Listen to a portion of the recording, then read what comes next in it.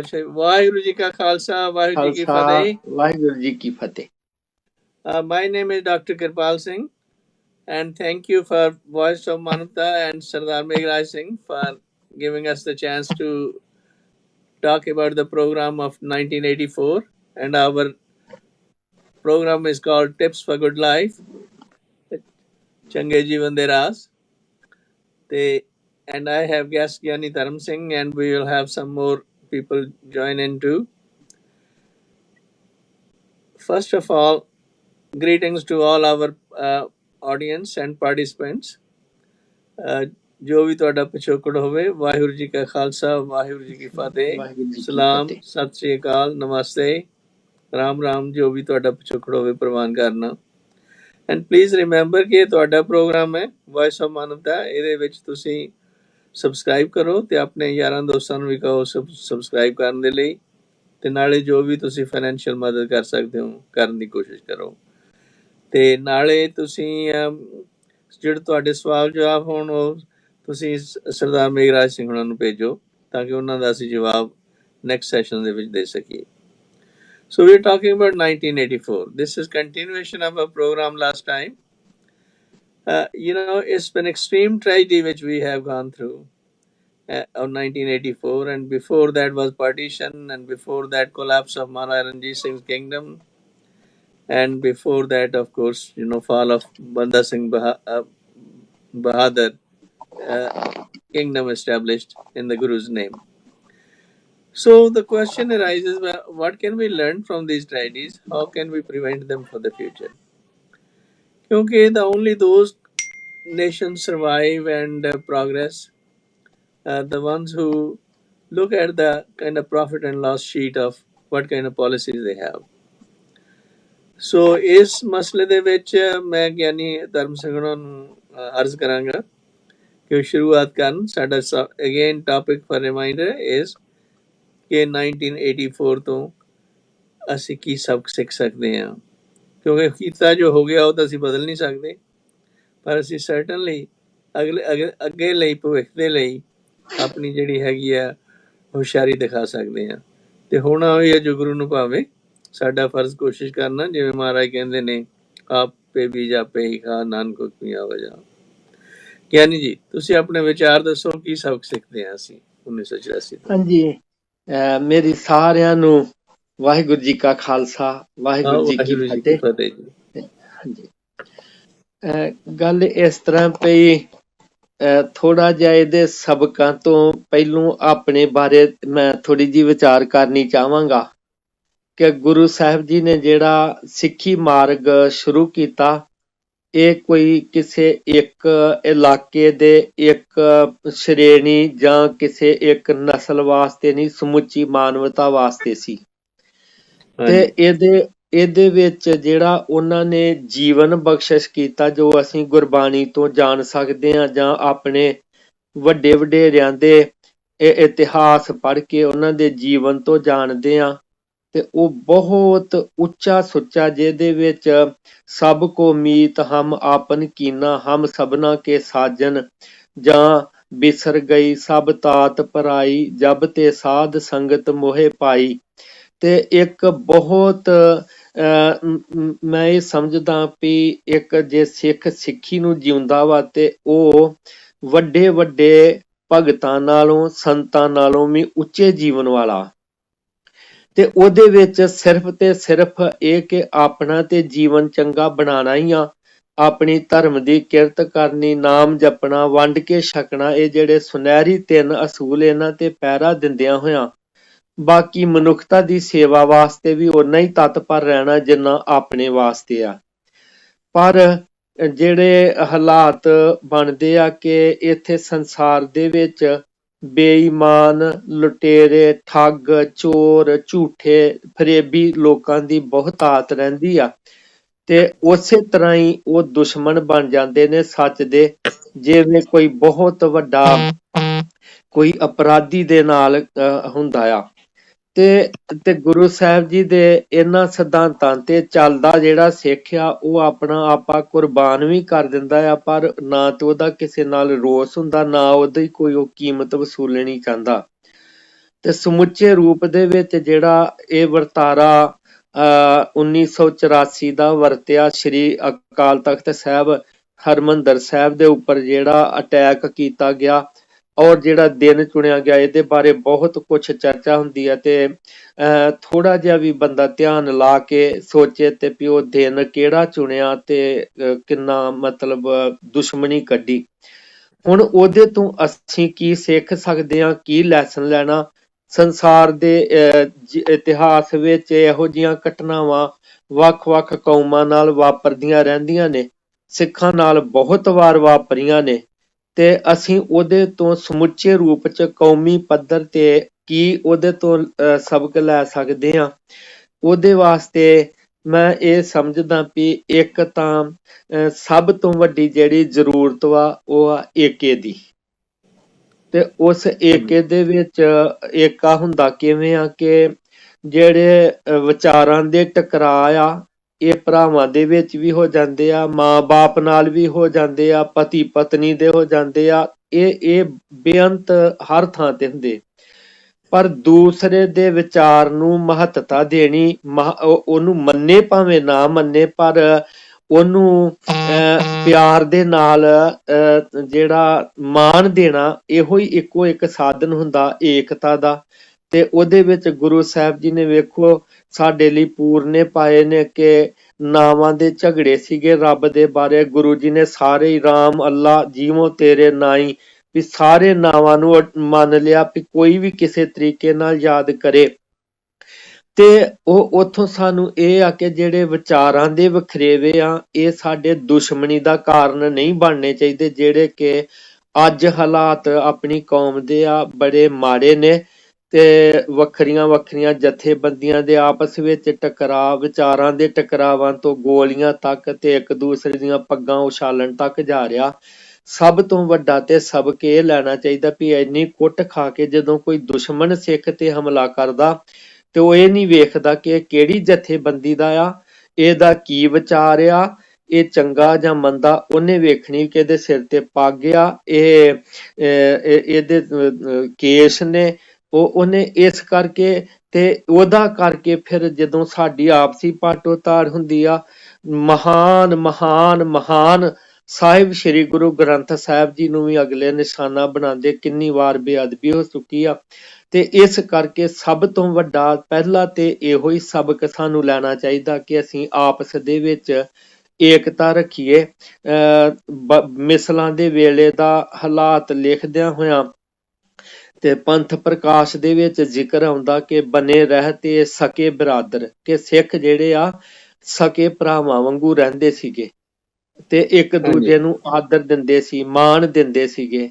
ਤੇ ਇਸ ਕਰਕੇ ਪਹਿਲੀ ਤੇ ਇਹੋ ਹੀ ਆ ਵੀ ਹਰ ਸਿੱਖ ਕੋਈ ਨਿਹੰਗ ਸਿੰਘ ਹੋਵੇ, ਕੋਈ ਟਕਸਾਲ ਹੋਏ, ਕੋਈ ਮਿਸ਼ਨਰੀ ਹੋਏ, ਕੋਈ ਅਨੇਕਾਂ ਜਥੇਬੰਦੀਆਂ, ਵੀ ਸਾਰੇ ਜਿਹੜਾ ਸਿੱਖ ਆ ਉਹ ਸਿੱਖ ਆ ਤੇ ਸਿੱਖ ਜਿਹੜਾ ਉਹ ਮੇਰੇ ਗੁਰੂ ਦਾ ਪੁੱਤਰ ਆ ਤੇ ਮੇਰਾ ਭਰਾ ਆ। ਇਹ ਇੱਕ ਤੇ ਇਹ ਸਭ ਤੋਂ ਵੱਡਾ ਲੈਸਨ ਸਾਨੂੰ ਲੈਣ ਦੀ ਲੋੜ ਆ। ਹਾਂਜੀ, ਬਿਲਕੁਲ ਠੀਕ ਹੈ। ਸੋ ਗਿਆਨੀ ਜੀ ਇਹ ਗੱਲ ਤੁਹਾਡੀ ਬਿਲਕੁਲ ਠੀਕ ਹੈ ਵੀ ਸਾਨੂੰ ਏਕੇ ਦੀ ਲੋੜ ਹੈ ਜੀ। ਤੇ ਜਿਹੜਾ ਏਕਾ ਸਾਡਾ ਇਹ ਜਿਵੇਂ ਤੁਸੀਂ ਦੱਸ ਰਹੇ ਵੀ ਕਿਵੇਂ ਪੈਦਾ ਕੀਤਾ ਜਾਵੇ। ਦੇਖੋ ਮਹਾਰਾਜ ਕਹਿੰਦੇ ਆ ਜਿਵੇਂ ਜਪਜੀ ਸਾਹਿਬ ਚ ਆਈ ਪੰਥੀ ਸਗਲ ਜਮਾਤੀ ਮਨ ਜੀਤਾ ਜਗਜੀਤ। ਹਾਂਜੀ। ਸੋ ਭਾਵ ਮੇਰੀ ਸਮਝ ਅਨੁਸਾਰ ਸਗਲ ਜਮਾਤੀ ਦਾ ਮਤਲਬ ਅਸੀਂ ਬਰੋਬਰ ਹਾਂ ਸਾਰੇ, ਹੈ ਜੀ। ਹਾਂਜੀ ਸਮਝੀਏ ਆਪਣੇ ਮਨ ਨੂੰ ਜਿੱਤਣ ਦੀ ਲੋੜ ਆ, ਮਨ ਤੇ ਕਾਬੂ ਕਰਨ ਦੀ ਲੋੜ ਹੈ ਵੀ ਸਾਰੇ ਮੇਰੇ ਵਰਗੇ ਹੀ ਨੇ, ਸਾਰੇ ਅਸੀਂ ਬਰੋਬਰ ਹੀ ਹਾਂ। ਹਾਂਜੀ, ਗੁਰੂ ਦੇ ਨਾਂ ਤੇ। ਪਰ ਇਹ ਜਿਹੜੀ ਹੈ ਸਾਡੀ ਹਉਮੈ ਜਿਹੜੀ ਹੈ ਸਾਨੂੰ ਇਹ ਇਕੱਠੇ ਹੋਣ ਨਹੀਂ ਦਿੰਦੀ। ਹਾਂਜੀ, ਹੈ ਜੀ। ਤੇ ਜਦੋਂ ਹੀ ਅਸੀਂ ਗੁਰਬਾਣੀ ਨਾਲ ਟੁੱਟ ਜਾਂਦੇ ਆ ਤੇ ਗੁਰ ਇਤਿਹਾਸ ਨਾਲ ਟੁੱਟ ਜਾਂਦੇ ਆ, ਸਾਨੂੰ ਆਪੋ ਤਾਪੀ ਪੈਦਾ ਹੋ ਜਾਂਦੀ ਹੈ ਜੀ। ਤੇ ਉਹਦੇ ਵਿੱਚ ਕੀ ਹੁੰਦਾ ਵੀ ਗੜਬੜ ਸ਼ੁਰੂ ਹੋ ਗਈ। ਫਿਰ ਬਜਾਏ ਇਸ ਦੇ ਕਿ ਗੁਰੂ ਮਹਾਰਾਜ ਦੇ ਵਿਚਾਰਾਂ ਨੂੰ ਅੱਗੇ ਲਿਆ ਕੇ ਉਹਨਾਂ ਤੋਂ ਸਭ ਕੁਝ ਸਿੱਖਿਆ ਜਾਵੇ, ਅਸੀਂ ਫਿਰ ਬ੍ਰਾਹਮਣਵਾਦ ਨੂੰ ਆਪਣੇ ਵਿੱਚ ਲੈ ਆਉਂਦੇ ਆ। ਅਖੰਡ ਪਾਠ ਤੇ ਅਖੰਡ ਪਾਠ ਕਰੀ ਚੱਲੋ ਜੀ, ਜਾਂ ਤੁਸੀਂ ਕੀਰਤਨ ਦੀਆਂ ਰਹਿਣ ਸਵਾਈਆਂ ਕਰੀ ਚੱਲੋ। ਫਿਰ ਤੁਸੀਂ ਇਹ ਨਾ ਵਿਚਾਰੋ ਕਿ ਵੀ ਅਸੀਂ ਕੀ ਗੁਰਬਾਣੀ ਕਹਿ ਕੀ ਰਹੀ ਹੈ। ਹਾਂਜੀ, ਜਿਹੜੇ ਢੰਗ ਨਾਲ ਉਹ ਸਾਨੂੰ ਨੇੜੇ ਲਿਆਉਣ ਦੀ ਕੋਸ਼ਿਸ਼ ਕਰ ਰਿਹਾ ਮਹਾਰਾਜ, ਜਿਵੇਂ ਤੁਸੀਂ ਕਿਹਾ ਸਭੇ ਸਾਂਝੀ ਵਾਲ ਸਦਾਇਨ। ਹਾਂਜੀ, ਤੇ ਜੇ ਉਹਨਾਂ ਤੇ ਵਿਚਾਰ ਹੀ ਨਾ ਹੋਈ, ਜੇ ਉਹਨਾਂ ਤੇ ਅਸੀਂ ਅਮਲ ਕਿਵੇਂ ਕਰਾਂਗੇ? ਕਿਉਂਕਿ ਅਸੀਂ ਜ਼ਿਆਦਾ ਕੰਧ ਰਸਤੇ ਵਿੱਚ ਪੈ ਗਏ ਆ, ਜਾਂ ਅਸੀਂ ਉਹ ਜਿਹੜਾ ਹੈਗਾ ਬਜਾਏ ਅਸੀਂ ਗਿਆਨ ਦੀ ਪੂਜਾ ਕਰਨ ਦੇ, ਜਿਹੜੀ ਸਾਡੀ ਗੁਰਬਾਣੀ ਸਾਨੂੰ ਸਿਖਾਉਂਦੀ ਹੈ, ਹਾਂਜੀ, ਅਸੀਂ ਕੀ ਲੱਗ ਗਏ, ਅਸੀਂ ਕਿਤਾਬ ਪੂਜ ਬਣ ਗਏ। ਮੱਥਾ ਟੇਕ ਕੇ ਜਿਵੇਂ ਲੋਕਾਂ ਨੇ ਬੁੱਤ ਨੂੰ ਮੱਥਾ ਟੇਕਦਾ, ਅਸੀਂ ਕਿਤਾਬ ਨੂੰ ਮੱਥਾ ਟੇਕਦਾ। ਕਹਿੰਦੇ ਅਸੀਂ ਗੁਰੂ ਗ੍ਰੰਥ ਸਾਹਿਬ, ਗੁਰੂ ਤਾਂ ਹੀ ਹੋਏ ਜੇ ਉਹਨਾਂ ਤੋਂ ਕੁਝ ਸਿੱਖਾਂਗੇ ਬੈਠ ਕੇ ਕੋਲੇ। ਗੁਰੂ ਦੀ ਕਿਰਪਾ ਤਾਂ ਹੀ ਹੋਊਗੀ ਸਾਡੇ ਤੇ, ਜੇ ਅਸੀਂ ਉਹਨਾਂ ਨੂੰ ਪੜਾਂਗੇ ਤੇ ਉਹਨਾਂ ਦੀ, ਜਿਵੇਂ ਮਹਾਰਾਜ ਕਹਿੰਦੇ ਆ, ਬਾਣੀ ਗੁਰੂ ਹੈ ਬਾਣੀ, ਵਿੱਚ ਬਾਣੀ ਅੰਮ੍ਰਿਤ ਸਾਰੇ, ਗੁਰਬਾਣੀ ਕਹੈ ਸੇਵਕ ਜਨ ਮਾਨੈ, ਪ੍ਰਤੱਖ ਗੁਰੂ ਨਸਾਰੇ। ਤੇ ਉਹ ਕਦੋਂ ਅਸੀਂ ਉਸ ਨੂੰ ਮੰਨਾਂਗੇ ਉਹਨੂੰ, ਜੇ ਅਸੀਂ ਸੁਣਦੇ ਹੀ ਨਹੀਂ ਉਹਨੂੰ, ਉਹਦੇ ਨਾਲ ਹੀ ਨਹੀਂ ਲੱਗਦੇ। ਬਿਲਕੁਲ ਜੀ। ਇਹਦੇ ਬਾਰੇ ਵਿਚਾਰ ਦੱਸੋ, ਇਹਨੂੰ ਕਿਵੇਂ ਅਸੀਂ ਮੁੜ ਕੇ ਉਪਦੇਸ਼ਾਂ ਅਨੁਸਾਰ ਚੱਲ ਸਕੀਏ। ਹਾਂਜੀ ਡਾਕਟਰ ਸਾਹਿਬ, ਇਹੋ ਹੀ ਮਸਲਾ ਵਾ ਸਭ ਤੋਂ ਵੱਡਾ, ਕਿ ਗੁਰੂ ਦੇ ਉਪਦੇਸ਼ਾਂ ਅਨੁਸਾਰ ਚੱਲਣ ਦਾ ਹੀ। ਜਿਹੜੀ ਆਪ ਜੀ ਨੇ ਗੱਲ ਕੀਤੀ ਹੈ ਸਿਰੇ ਦੀ, ਆ ਕੇ ਜਿਹੜਾ ਹਉਮੈ ਆ, ਇਹੋ ਹੀ ਸਾਰੇ ਪਵਾੜਿਆਂ ਦੀ ਜੜ ਆ, ਤੇ ਗੁਰੂ ਸਾਹਿਬ ਜੀ ਨੇ ਇਸੇ ਕਰਕੇ ਇਹਨੂੰ ਦੀਰਘ ਰੋਗ ਕਿਹਾ। ਤੇ ਜੇ ਅਸੀਂ ਗੁਰਬਾਣੀ ਵਿੱਚੋਂ ਦੇਖੀਏ ਤੇ ਹਉਮੈ ਨੂੰ ਖਤਮ ਕਰਨ ਵਾਸਤੇ ਹੀ ਸਾਰੇ ਯਤਨ ਕੀਤੇ ਗਏ ਨੇ। ਤੇ ਹਉਮੈ ਜਿਹੜੀ ਆ, ਇਹ ਇੰਨੀ ਪ੍ਰਬਲ ਆ ਕਿ ਇਸ ਗੱਲ ਦੀ ਵੀ ਹਉਮੈ ਆ ਜਾਂਦੀ ਕਿ ਮੇਰੇ ਵਿੱਚ ਹਉਮੈ ਨਹੀਂ। ਹੁਣ ਜਿੱਥੋਂ ਤੱਕ ਬਾਣੀ ਨੂੰ ਵਿਚਾਰਨ ਦਾ ਸੱਚ ਗੱਲ ਇਹ ਆ ਕਿ ਗੁਰੂ ਸਾਹਿਬ ਜੀ ਨੇ ਲਿਖਿਆ, ਸਲਾਮ ਜਵਾਬ ਦੋਵੇਂ ਕਰੇ, ਮੁੰਡੋਂ ਕੁੱਥਾ ਜਾਏ, ਕਿ ਨਮਸਕਾਰ ਵੀ ਕਰੀ ਜਾਣੀ, ਮੱਥਾ ਵੀ ਗੁਰੂ ਸਾਹਿਬ ਜੀ ਨੂੰ ਟੇਕੀ ਜਾਣਾ। ਤੇ ਜਦੋਂ ਉਹਨਾਂ ਦੇ ਵਿਚਾਰ ਨੂੰ ਮੰਨਣ ਦੀ ਗੱਲ ਆਉਂਦੀ, ਉਪਦੇਸ਼ ਨੂੰ ਮੰਨਣ ਦੀ ਗੱਲ ਆਉਂਦੀ, ਉੱਥੋਂ ਸਾਡਾ ਜਿਹੜਾ ਧਿਆਨ ਆ ਕਿਸੇ ਹੋਰ ਪਾਸੇ ਹੁੰਦਾ, ਕਿਸੇ ਦੇਹਧਾਰੀ ਵੱਲ, ਕਦੇ ਕਿਸੇ ਹੋਰ ਪਾਸੇ, ਪਤਾ ਨਹੀਂ ਕਿੱਧਰ। ਤੇ ਉੱਥੇ ਅਸੀਂ ਗੁਰੂ ਦੇ ਹੁਕਮ ਨੂੰ ਮੰਨਣ ਤੋਂ ਇਨਕਾਰੀ ਹੋ ਜਾਂਦੇ ਆ। ਤੇ ਸੱਚਾਈ ਇਹੋ ਹੀ ਆ ਕਿ ਗੁਰੂ ਦੇ ਹੁਕਮਾਂ ਨੂੰ ਮੰਨਣ ਵਾਲਾ ਹੀ ਸਿੱਖ ਆ। ਤੇ ਜੇ ਉਹੋ ਹੀ ਉਹਦਾ ਮੱਥਾ ਆ, ਬਾਣੀ 'ਚ ਲਿਖਿਆ ਵਾ, ਤੁਧ ਨੂੰ ਨਿਵਣ ਮੰਨਣ ਤੇਰਾ ਨਾਉ, ਕਿ ਤੈਨੂੰ ਨਿਵਣਾ ਕੀ ਆ, ਤੇਰੇ ਹੁਕਮ ਨੂੰ ਮੰਨਣਾ ਜਿਹੜਾ ਆ, ਇਹੋ ਹੀ ਨਿਵਣਾ ਆ। ਤੇ ਜੇ ਉਹ ਨਹੀਂ ਮੰਨਿਆ ਨਹੀਂ, ਤੇ ਫਿਰ ਤੇ ਮੱਥੇ ਟੇਕੇ ਤੇ ਵਿਅਰਥ ਨੇ। ਤੇ ਸੱਚਾਈ ਇਹੋ ਹੀ ਆ। ਤੇ ਇਸ ਕਰਕੇ ਗੁਰੂ ਸਾਹਿਬ ਜੀ ਨੇ ਥਾਂ ਥਾਂ ਤੇ ਬਾਣੀ ਦੇ ਵਿੱਚ ਐਸੀਆਂ ਗੱਲਾਂ ਦਾ ਜ਼ਿਕਰ ਕੀਤਾ ਕਿ ਕਿਆ ਪੜ੍ਹੀਐ, ਕਿਆ ਗੁਣੀਐ, ਕਿਆ ਵੇਦ ਪੁਰਾਣਾ ਸੁਣੀਐ, ਪੜ੍ਹੇ ਸੁਣੇ ਕਿਆ ਹੋਈ, ਜੋ ਸਹਿਜ ਨਾ ਮਿਲਿਓ ਸੋਈ। ਕਿ ਤੇ ਜਿਹੜੀ ਅਸਲੀਅਤ ਜਿਹੜੀ ਆ, ਉਹਨੂੰ ਧਾਰਨ ਕਰਨ ਤੋਂ ਬਿਨਾਂ ਕੇਵਲ ਪੜ੍ਹਨਾ ਗੁਣਨਾ ਉਹ ਕਿਸੇ ਲੇਖੇ 'ਚ ਨਹੀਂ ਆ। ਤੇ ਬਾਣੀ ਜਿਹੜੀ ਆ, ਭਾਵੇਂ ਇੱਕ ਸ਼ਬਦ ਪੜ੍ਹ ਲਵੇ, ਭਾਵੇਂ ਦੋ ਪੜ੍ਹ ਲਵੇ, ਸਿੱਖ ਨੂੰ ਤੇ ਵੈਸੇ ਜੀਵਨ ਬਾਣੀ ਆ। ਮੈਂ ਗੁਰਬਾਣੀ ਆਧਾਰ ਹੈ, ਗੁਰਬਾਣੀ ਲਾਗ ਰਹਾਉ, ਕਿ ਸਾਡਾ ਜੀਵਨ ਹੀ ਬਾਣੀ ਆ, ਜਿੰਨੀ ਪੜ੍ਹੀ ਜਾਏ ਓਨੀ ਥੋੜੀ ਆ। ਇਹਦੇ ਤੋਂ ਕੋਈ ਇਹ ਨਾ ਲੈ ਲਵੇ ਕਿ ਬਾਣੀ ਦੇ ਵਿਰੋਧ ਆ, ਪਰ ਜਿੰਨੀ ਪੜ੍ਹਦਾ ਆ ਉਹਨੂੰ ਵਿਚਾਰੇ, ਉਹਨੂੰ ਸਮਝੇ, ਉਹ ਸਾਡੇ ਵਾਸਤੇ ਇੱਕ ਕਸਵੱਟੀ ਆ ਕਿ ਮੈਂ ਕਿੰਨਾ ਸਿੱਖਿਆ ਗੁਰੂ ਦਾ, ਮੈਂ ਗੁਰੂ ਦੇ ਹੁਕਮ ਨੂੰ ਕਿੰਨਾ ਮੰਨਦਾ ਆ। ਤੇ ਇਸ ਕਰਕੇ ਤੁਸੀਂ ਗੱਲ ਬੜੀ ਕਮਾਲ ਦੀ ਕੀਤੀ ਆ ਕਿ ਇੱਕ ਤੇ ਹਉਮੈ ਜਿਹੜੀ ਆ, ਇਹਨੂੰ ਦੂਰ ਕਰਨਾ, ਤੇ ਉਹਦੇ ਕਾਰਨ ਦਾ ਗੁਰੂ ਕੀ ਬਾਣੀ ਦੇ ਉਪਦੇਸ਼ ਨੂੰ ਪੜ੍ਹ ਕੇ, ਵਿਚਾਰ ਕੇ, ਉਹਨੂੰ ਜੀਵਨ ਦੇ ਵਿੱਚ ਧਾਰਨ ਕਰਕੇ ਹੀ ਇਹ ਸਾਡਾ ਮਸਲਾ ਹੱਲ ਹੋ ਸਕਦਾ, ਏਕਤਾ ਤਾਂ ਹੀ ਬਣ ਸਕਦੀ। ਬਿਲਕੁਲ ਗੱਲ ਤੁਹਾਡੀ ਠੀਕ ਹੈ ਗਿਆਨੀ ਜੀ। ਇੱਕ ਵਾਰੀ ਦੀ ਗੱਲ ਆ, ਇਹ ਗੱਲ ਮੈਨੂੰ ਪੂਰੀ ਤਰ੍ਹਾਂ ਮੈਂ ਕੋਟ ਨਹੀਂ ਕਰ ਸਕਦਾ, ਕਿ ਜਦੋਂ ਭਾਈ ਨੰਦ ਲਾਲ ਜੀ ਆਏ ਨੇ ਗੁਰੂ 10ਵੇਂ ਪਾਤਸ਼ਾਹ ਕੋਲੇ, ਹਾਂਜੀ, ਉਹ ਬੜੇ ਮਤਲਬ ਸਕਾਲਰ ਸੀਗੇ ਤੇ ਗਿਆਨਵਾਨ ਸੀਗੇ, ਉਹਨਾਂ ਨੇ ਕਵਿਤਾਵਾਂ ਵੀ ਬੜੀਆਂ ਲਿਖੀਆਂ ਸੀਗੀਆਂ। ਜਦੋਂ ਮਹਾਰਾਜ ਨੂੰ ਮਿਲਣ ਦੇ ਲਈ ਆਏ, ਉਹ ਸੋਚਦੇ ਸੀ ਵੀ ਉਹਨਾਂ ਨੂੰ ਸ਼ਾਇਦ ਉਹ ਕਹਿਣ ਕਵਿਤਾਵਾਂ ਪੜ੍ਹ ਕੇ ਸੁਣਾਓ। ਤੇ ਮਹਾਰਾਜ ਮਿਲੇ, ਉਹਨਾਂ ਨੇ ਕਿਹਾ ਠੀਕ ਹੈ ਜੀ ਆਇਆਂ ਨੂੰ। ਤੇ ਉਹ ਕਹਿੰਦੇ ਵੀ ਮੇਰੇ ਲਈ ਕੀ ਹੁਕਮ ਹੈ? ਕਹਿੰਦੇ ਜਾਓ ਤੁਸੀਂ ਕਿਚਨ 'ਚ ਜਾ ਕੇ ਕੰਮ ਕਰਨਾ ਸ਼ੁਰੂ ਕਰ ਦਿਓ, ਭਾਂਡੇ ਧੋਣੇ ਸ਼ੁਰੂ ਕਰ ਦਿਓ। ਉਹਨਾਂ ਨੂੰ ਬੜਾ ਇਸ ਗੱਲ ਦਾ ਹੋਇਆ ਅਜੀਬ ਹੀ ਕਿ ਬਈ ਇਹ ਕੀ ਹੋਇਆ, ਮੈਂ ਤਾਂ ਕੋਈ ਸਮਝਦਾ ਸੀ ਹੋ ਕੀ ਗਿਆ। ਪਰ ਫਿਰ ਕਿਹਾ ਉਹ ਤੋਂ ਬਹਾਦਰ ਸ਼ਾਹ ਤੋਂ ਹੋਰ ਕੋਈ ਰਾਹ ਵੀ ਨਹੀਂ ਸੀਗਾ। ਉਹ ਕਹਿੰਦੇ ਚਲੋ ਠੀਕ ਹੈ, ਜਿਵੇਂ ਕਿਵੇਂ ਕਰ ਦਿੰਦੇ ਸ਼ੁਰੂ। ਜਿਉਂ ਜਿਉਂ ਉਹਨਾਂ ਨੇ ਭਾਂਡੇ ਧੋਣੇ ਸ਼ੁਰੂ ਕੀਤੇ, ਤਿਉਂ ਤਿਉਂ ਉਹਨਾਂ ਦੀ ਗੱਲਬਾਤ ਦੂਜਿਆਂ ਨਾਲ ਵੀ ਚੱਲਣ ਲੱਗ ਪਈ, ਤੇ ਹੌਲੀ ਹੌਲੀ ਉਹਨਾਂ ਦੇ ਮਨ ਦੇ ਵਿੱਚ ਨਿਮਰਤਾ ਪੈਣ ਲੱਗੀ। ਜਿਉਂ ਜਿਉਂ ਨਿਮਰਤਾ ਪੈਦਾ ਹੁੰਦੀ, ਤੇ ਫਿਰ ਉਹਨਾਂ ਨੂੰ ਮੰਨ ਲਓ ਉਹਨਾਂ ਦਾ ਜਿਹੜਾ ਸਕਾਲਰਸ਼ਿਪ ਸੀ ਉਹ ਸਗੋਂ ਵੱਧ ਗਈ ਅੱਗੇ ਨਾਲੋਂ ਘਟਣ ਦੇ ਬਜਾਏ। ਉਹਨਾਂ ਨੂੰ ਉਹ ਜਿਹੜੇ ਆਪ ਹੀ ਰਚ ਰਹੇ ਸੀਗੇ ਬਜਾਏ ਸਿਰਫ ਕਿਤਾਬੀ ਗੱਲ ਦੇ ਹੋਣ ਦੇ, ਉਹਨਾਂ ਨੂੰ ਉਹਦਾ ਪ੍ਰੈਕਟੀਕਲ ਰੂਪ ਦੇ ਵਿੱਚ ਸਮਝਣ ਲੱਗ ਪਈ। ਤੇ ਫਿਰ ਮਹਾਰਾਜ ਨੇ ਜਦੋਂ ਉਹਨਾਂ ਨੂੰ ਬੁਲਾਇਆ ਤੇ ਉਹਨਾਂ ਦੇ ਵਿੱਚ ਨਿਮਰਤਾ ਸੀ ਤੇ ਫਿਰ ਉਹਨਾਂ ਤੋਂ ਸੁਣਿਆ। ਤੇ ਇੱਕ ਪਿੱਛੇ ਇਹ ਵੀ ਆਉਂਦਾ ਕਿ ਵੀ ਉਹਨਾਂ ਨੇ ਕੋਈ ਕਿਤਾਬ ਲਿਖੀ ਸੀ, ਉਹਦਾ ਕੱਟ ਕੇ ਮਹਾਰਾਜ ਨੇ ਉਹਦਾ ਨਾਂ ਜ਼ਿੰਦਗੀ ਨਾਮਾ ਕਰ ਦਿੱਤਾ ਸੀਗਾ। ਹਾਂਜੀ, ਜ਼ਿਆਦਾ ਸਿਆਣੇ ਮੇਰੇ ਨਾਲੋਂ ਇਹਨਾਂ ਗੱਲਾਂ ਦੇ ਵਿੱਚ। ਤੇ ਉਹੋ ਜਿਹੀਆਂ ਮਿਸਾਲਾਂ ਆਉਂਦੀਆਂ ਕਿ ਵੀ ਸਾਡੇ ਵਿੱਚ ਤਾਂ ਜਿਹੜੀ ਸੇਵਾ ਹੀ ਆ ਉਹੀ ਹਉਮੈ ਜਿਹੜੀ ਦੂਰ ਕਰ ਸਕਦੀ ਹੈ। ਹਾਂਜੀ, ਬਿਲਕੁਲ ਤੁਸੀਂ ਸਹੀ ਕਿਹਾ ਆ, ਕਿਉਂਕਿ ਬਾਣੀ ਦੇ ਵਿੱਚ ਵੀ ਭਾਈ ਗੁਰਦਾਸ ਜੀ ਨੇ ਵੀ ਬਹੁਤ ਕੁਝ ਲਿਖਿਆ ਵਾ। ਗੁਰਬਾਣੀ ਚ ਆਉਂਦਾ ਵਿੱਚ ਦੁਨੀਆ ਸੇਵ ਕਮਾਈ ਆ ਤਾਂ ਦਰਗਾਹ ਬੈਸਣ ਪਾਈ ਆ। ਭਾਈ ਗੁਰਦਾਸ ਜੀ ਕਹਿੰਦੇ ਵਿਣ ਸੇਵਾ ਧ੍ਰਿਗ ਹੱਥ ਪੈਰ ਹੋਰ ਨਿਹਫਲ ਕਰਨੀ। ਸੱਚ ਗੱਲ ਆ, ਸੇਵਾ ਜਿਹੜੀ ਆ ਇਹ ਸਾਡੀ ਹਉਮੈ ਨੂੰ ਦੂਰ ਕਰਨ ਵਾਸਤੇ ਬੜੀ ਹੀ ਪ੍ਰਬਲ ਇੱਕ ਔਸ਼ਧੀ ਆ।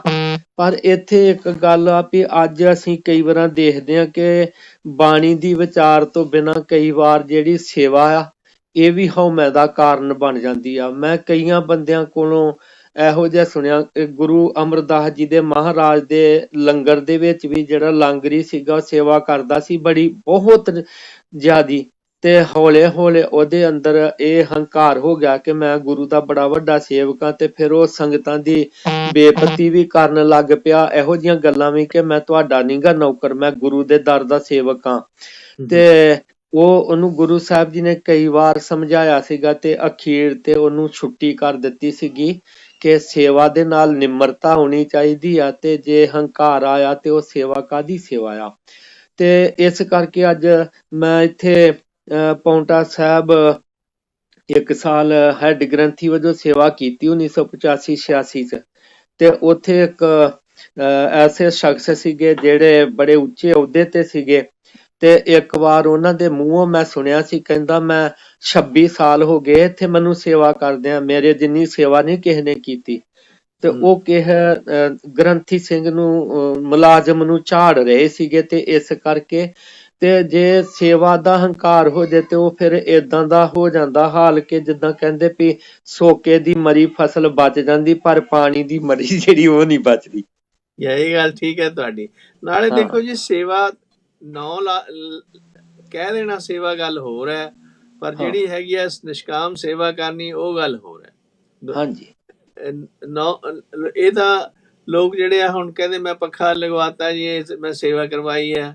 ਹਾਂਜੀ, ਠੀਕ ਹੈ, ਸੇਵਾ ਕਰਵਾਈ ਆ, ਪਰ ਜੇ ਮਨ ਚ ਇਹ ਆ ਵੀ ਮੈਂ ਪੱਖਾ ਲਗਵਾਇਆ ਤੇ ਮੈਨੂੰ ਆ ਵੀ ਮਿਲਣਾ ਚਾਹੀਦਾ ਨਾਲ, ਮੈਨੂੰ ਆਹ ਨੀ ਗੱਲ ਹੋਈ ਜਾਂ ਆ ਮੈਂ ਕੀ ਮਾਂ ਮਾਰਿਆ ਰੱਬ ਦੇ ਕੇ ਜਾਂ ਮੇਰੀ ਆਹ ਗੱਲ ਨੀ ਪੂਰੀ ਹੋਈ, ਉਹ ਫਿਰ ਸੇਵਾ ਨਾ ਹੋਈ, ਉਹ ਤਾਂ ਬਾਰਗੇਨਿੰਗ ਹੋ ਗਈ। ਹਾਂਜੀ, ਬਿਲਕੁਲ। ਬਾਣੀ ਚ ਇਸ ਗੱਲ ਦਾ ਬੜਾ ਸੋਹਣਾ ਇੱਕੋ ਅੱਖਰ ਦੇ ਵਿੱਚ ਹੀ ਇੰਨਾ ਵੱਡਾ ਗਿਆਨ ਦੇ ਦਿੱਤਾ ਕਿ ਸੇਵਾ ਕਰਤ ਹੋਏ ਨਿਹਕਾਮੀ। ਹਾਂਜੀ, ਤਿਸ ਕੋ ਹੋਤ ਪ੍ਰਾਪਤ ਸੁਆਮੀ, ਕਿ ਨਿਹਕਾਮੀ ਹੋਣਾ, ਕਾਮਨਾ ਤੋਂ ਰਹਿਤ ਹੋਣਾ। ਤੇ ਮੈਂ ਸਮਝਦਾ ਕਿ ਭਗਤ ਕਬੀਰ ਜੀ ਨੇ ਵੀ ਬੜੀ ਕਮਾਲ ਦੀ ਗੱਲ ਕਰ ਦਿੱਤੀ ਜਦੋਂ ਉਹ ਕਹਿੰਦੇ ਆ ਕਿ ਕਬੀਰ ਮੇਰਾ ਮੁਝ ਮੈਂ ਕਿਛ ਨਹੀਂ, ਜੋ ਕਿਛ ਹੈ ਸੋ ਤੇਰਾ, ਤੇਰਾ ਤੁਝ ਕੋ ਸੌਂਪ ਤੇ ਕਿਆ ਲੱਗਿਆ ਮੇਰਾ। ਇਹ ਭਾਵਨਾ ਹੀ ਸੇਵਾ ਨੂੰ ਸਫਲ ਕਰ ਸਕਦੀ ਹੈ ਜੀ। ਬਿਲਕੁਲ ਠੀਕ ਹੈ ਗੱਲ। ਫਿਰ ਨਾਲੇ ਗੱਲ ਇਹ ਵੀ ਹੈ, ਜਿਹੜੇ ਗੁਰਦੁਆਰੇ ਨੇ ਸਾਡੇ ਉਹ ਵਰਕਸ਼ਾਪ ਆ ਸੇਵਾ ਬਿਲਕੁਲ, ਪਰ ਜਿਹੜੀ ਗੁਰਦੁਆਰੇ ਤੋਂ ਬਾਹਰ ਸੇਵਾ ਕਰਨੀ ਹੈ, ਕਮਿਊਨਿਟੀ ਦੇ ਵਿੱਚ ਸਮਾਜ ਸੇਵਾ ਕਰਨੀ ਆਪਣੇ ਗੁਰੂ ਦੇ ਨਾਂ ਤੇ, ਜਿਵੇਂ ਗਰੀਬ ਨੇ, ਜਿਵੇਂ ਅਸੀਂ ਕਹਿੰਦੇ ਆ ਸਿਕਲੀਗਰ ਹੈ ਜੀ, ਆਹ ਬੰਜਾਰੇ ਨੇ ਜਾਂ ਸਾਡੇ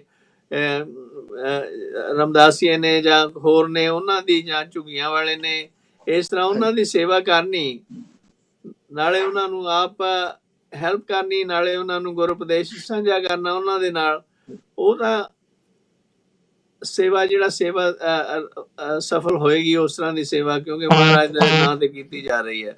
ਪਰ ਜਿਹੜੀ ਗੁਰਦੁਆਰੇ 'ਚ ਹੀ ਲੰਗਰ ਛਕ ਕੇ ਘਰੋਂ ਘਰੀ ਆ ਜਾਣਾ ਵੀ ਅਸੀਂ ਗੁਰਦੁਆਰੇ ਲੰਗਰ ਬਣਾਉਣ ਸੇਵਾ ਕੀਤੀ ਸੀ ਜਾਂ ਉੱਥੇ ਅਸੀਂ ਬੋਕਰ ਮਾਰਤੀ, ਉਹ ਚੰਗੀ ਗੱਲ ਹੈ, ਪਰ ਉਹ ਜਿਹੜਾ ਹੈਗਾ ਇਨੀਸ਼ੀਅਲ ਸਬਕ ਹੈ। ਪਰ ਜਿਹੜਾ ਮੇਨ ਜਿਵੇਂ ਸਕੂਲ 'ਚ ਜਾਈਦਾ ਪੜ੍ਹੀਦਾ, ਤੇ ਸਰਵਿਸ ਤਾਂ ਬਾਹਰ ਹੀ ਕਰੀਦੀ ਹੈ ਨਾ ਜੀ, ਸਕੂਲ ਤਾਂ ਬੈਠੇ ਨਹੀਂ ਰਹੀਦਾ।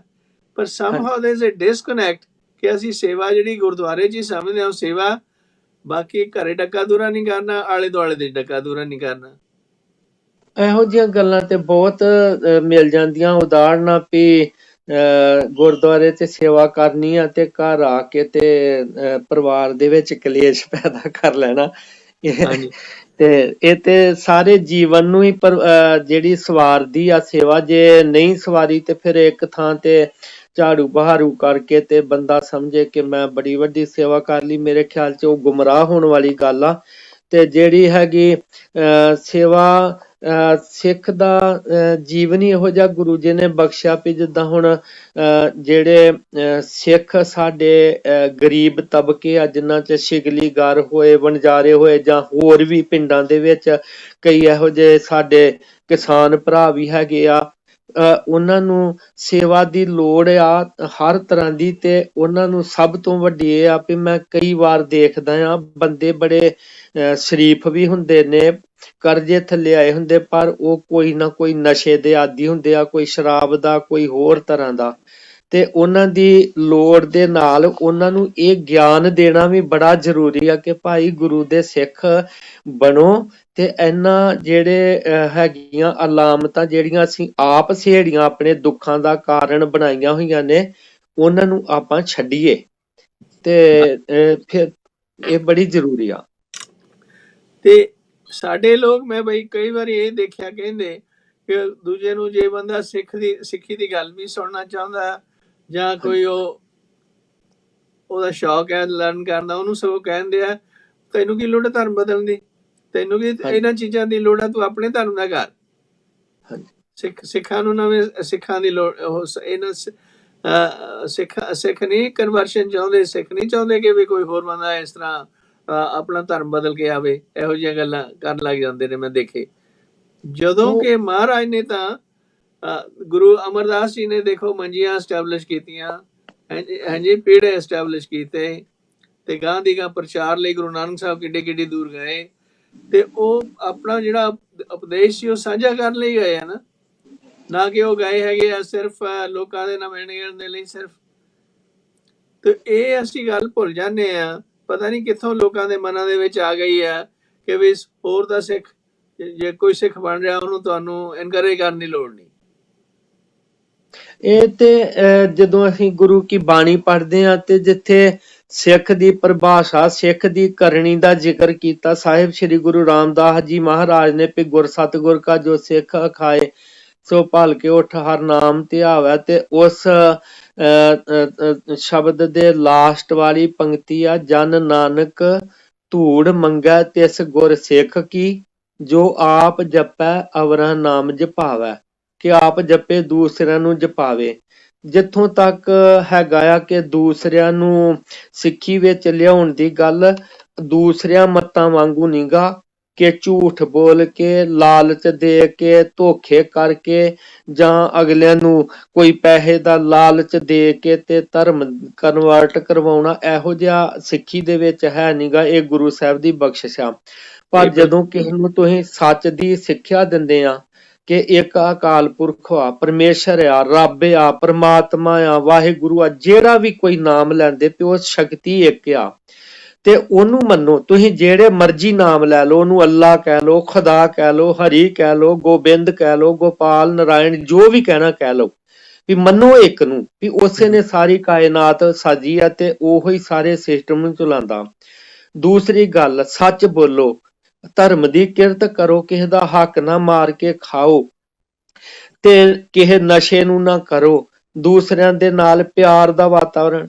ਤੇ ਉਹ ਜਦੋਂ ਤੁਸੀਂ ਇਸ ਤਰ੍ਹਾਂ ਕਹੋਗੇ ਤੇ ਇਹ ਫਿਰ ਮਿਲਣਾ ਕਿੱਥੇ ਆ? ਗੁਰੂ ਦੇ ਘਰ 'ਚ ਮਿਲਣਾ ਆ, ਜੇ ਆਪੇ ਹੀ ਬੰਦਾ ਸਿੱਖ ਬਣਦਾ ਆ। ਸਾਡੇ ਪੁਰਾਣੇ ਗੁਰਸਿੱਖ ਜਿਹੜੇ ਆ ਇਹ ਪ੍ਰਚਾਰ ਗੁਰਮਤ ਦਾ ਏਦਾਂ ਹੀ ਕਰਦੇ ਸੀਗੇ, ਆਪਣੇ ਜੀਵਨ ਤੋਂ ਇੰਨਾ ਪ੍ਰਭਾਵਿਤ ਕਰ ਲੈਂਦੇ ਸੀਗੇ। ਜਿਵੇਂ ਭਾਈ ਗੁਰਦਾਸ ਜੀ ਗਏ ਜਦੋਂ ਗੁਰੂ ਸਾਹਿਬ ਦੇ ਆਗਿਆ ਦੇ ਨਾਲ ਬਨਾਰਸ 'ਚ, ਤੇ ਉਥੋਂ ਰਾਜਿਆਂ, ਰਾਣੀਆਂ ਤੇ ਹੋਰ ਅਹਿਲਕਾਰਾਂ ਸਮੇਤ 700 ਲੋਕ ਉਹਨਾਂ ਦੇ ਨਾਲ ਗੁਰੂ ਦੀ ਸਿੱਖੀ ਧਾਰਨ ਕਰਨ ਆਏ। ਹਾਂਜੀ, ਸੋ ਤੁਹਾਡੀ ਗੱਲ ਬਿਲਕੁਲ ਠੀਕ ਹੈ ਗਿਆਨੀ ਜੀ, ਪਰ ਇਹ ਸਾਡੇ ਵਿੱਚ, ਜਿਵੇਂ ਹੁਣ ਤੁਸੀਂ ਦੇਖੋ, ਜਦੋਂ ਅੰਬੇਦਕਰ ਆਇਆ ਸੀਗਾ, ਉਹ ਕਹਿੰਦਾ ਸੀਗਾ ਕਿ ਵੀ ਮੇਰੀ ਜਿਹੜੀ ਫਾਲੋਅਰ ਹੈ ਉਹਨਾਂ ਦਾ ਹਿੰਦੂ ਧਰਮ ਦੇ ਵਿੱਚ ਜਾਂ ਹੋਰ ਨਾ ਕਿਤੇ ਨਹੀਂ ਹੈ ਭਾਰਤਾਰਾ ਹੋ ਸਕਦਾ, ਸਿਰਫ ਇੱਕੋ ਹੀ ਸਿੱਖ ਧਰਮ ਆ ਜਿਹੜਾ ਬਚਾ ਸਕਦਾ। ਬਸ ਅਸੀਂ ਚਾਹੁੰਦੇ ਹਾਂ ਕਿ ਵੀ ਅਸੀਂ ਸਿੱਖ ਬਣੀਏ। ਸੀ ਨਾ ਇਸ ਤਰ੍ਹਾਂ ਦੀ ਆਂਦੀ ਹੈਗੀ ਆ ਹਿਸਟੋਰੀਕਲ। ਹਾਂਜੀ ਹਾਂਜੀ, ਬਹੁਤ ਪੜਿਆ ਸੁਣਿਆ ਇਹੋ ਜਿਹਾ। ਪਰ ਸਾਡੇ ਲੋਕਾਂ ਨੇ ਆਪਦੇ ਉਹਨੂੰ ਵਰਜ ਦਿੱਤਾ, ਸਗੋਂ ਉਹਨੂੰ ਬਜਾਏ ਉਹਦੀ ਉਸਤ ਕਰਨ ਦੇ, ਉਹਨੂੰ ਜੀ ਆਇਆਂ ਕਹਿਣ ਦੇ, ਉਹਨੂੰ ਸਗੋਂ ਉਹਨਾਂ ਨੇ ਵਿਰੋਧਤਾ ਕਰਤੀ, ਡਿਸਕਰੇਜ ਕਰ ਦਿੱਤਾ। ਹਾਂਜੀ, ਇਹ ਨਾ ਜੀ ਲੀਡਰਸ਼ਿਪ ਤੇ ਬੜਾ ਡਿਪੈਂਡ ਕਰਦਾ ਕਿ ਲੀਡਰ ਕਿਹੋ ਜਿਹਾ ਆ, ਕਿੰਨੀ ਉੱਚੀ ਸੋਚ, ਕਿੰਨੀ ਵਿਸ਼ਾਲ ਦ੍ਰਿਸ਼ਟੀ ਰੱਖਦਾ ਆ। ਅੱਜ ਵੀ ਅਸੀਂ ਦੇਖ ਲਈਏ ਵੀ ਬਾਦਲ ਦਲ ਆ ਭਾਜਪਾ ਨਾਲ ਸਾਂਝ ਪਾ ਲੈਂਦਾ, ਪਰ ਦੂਸਰੀਆਂ ਜਥੇਬੰਦੀਆਂ ਜਿਹੜੀਆਂ ਸਿੱਖਾਂ ਦੀਆਂ ਹੈਗੀਆਂ ਨੇ ਉਹਨਾਂ ਦੇ ਨਾਲ ਨਹੀਂ। ਉਹਦਾ ਕਾਰਨ ਕਿ ਸਿਰਫ ਤੇ ਸਿਰਫ ਮਤਲਬ ਪ੍ਰਸਤੀ, ਹਉਮੈ ਹੰਕਾਰ ਵੀ ਆਪਣੀ ਚੌਧਰ ਕਾਇਮ ਰਹਿਣੀ ਚਾਹੀਦੀ ਹੈ। ਸਿੱਖੀ ਦੇ ਵਿੱਚ ਤੇ ਆਪਣੀ ਚੌਧਰ ਗਵਾਉਣ ਦਾ ਜਿਹੜਾ ਹੈਗਾ ਆ ਨਿਸ਼ਾਨਾ ਆ।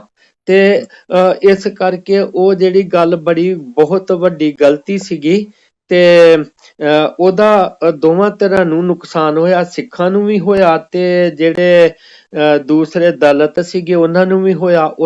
ਉਹ ਕਿਵੇਂ ਹੋਇਆ ਕਿ ਜਿਹੜੇ ਉਹਨਾਂ ਨੇ ਬੁੱਧ ਧਰਮ ਨੂੰ ਮੁੜ ਕੇ ਅਡੋਪਟ ਕੀਤਾ, ਤੇ ਹੁਣ ਬੁੱਧ ਧਰਮ ਦਾ ਤੇ ਜਿਹੜਾ ਹਿੰਦੂ ਧਰਮ ਦਾ ਹੈ ਤੇ ਜ਼ਮੀਨ ਆਸਮਾਨ ਦਾ ਫਰਕ ਸੀਗਾ ਵੀ ਬੋਧੀ ਮੂਰਤੀਆਂ ਨੂੰ ਨਹੀਂ ਸੀ ਮੰਨਦੇ, ਪਰ ਅੱਜ ਦੁਨੀਆ ਭਰ ਦੇ ਵਿੱਚ ਸਭ ਤੋਂ ਵੱਧ ਮੂਰਤੀਆਂ ਜਿਹੜੀਆਂ ਨੇ ਇਹ ਮਹਾਤਮਾ ਬੁੱਧ ਦੀਆਂ ਨੇ। ਦੂਸਰੀ ਗੱਲ ਕਿ ਜਿਹੜਾ ਬੁੱਧ ਦਾ ਸਿਧਾਂਤ ਆ ਉਹਦੇ ਚ ਸਿੱਖੀ ਦੇ ਨਾਲ ਕਿੱਥੇ ਫਰਕ ਆ, ਵੀ ਸਿੱਖੀ ਦੇ ਵਿੱਚ ਆ ਕਿ ਜਿਸ ਤਰ੍ਹਾਂ ਦਾ ਕੋਈ ਵਰਤਾਓ ਕਰਦਾ ਉਹਦੇ ਨਾਲ ਉਸੇ ਤਰ੍ਹਾਂ ਸਿੱਝਿਆ ਜਾਏ। ਇਹ ਨਹੀਂ ਕਿ ਅਗਲਾ ਕਿਰਪਾਨ ਚੁੱਕ ਕੇ ਆ ਜਾਏ ਤੇ ਤੁਸੀਂ ਉਹਦੇ ਅੱਗੇ ਹੱਥ ਜੋੜੀ ਜਾਓ।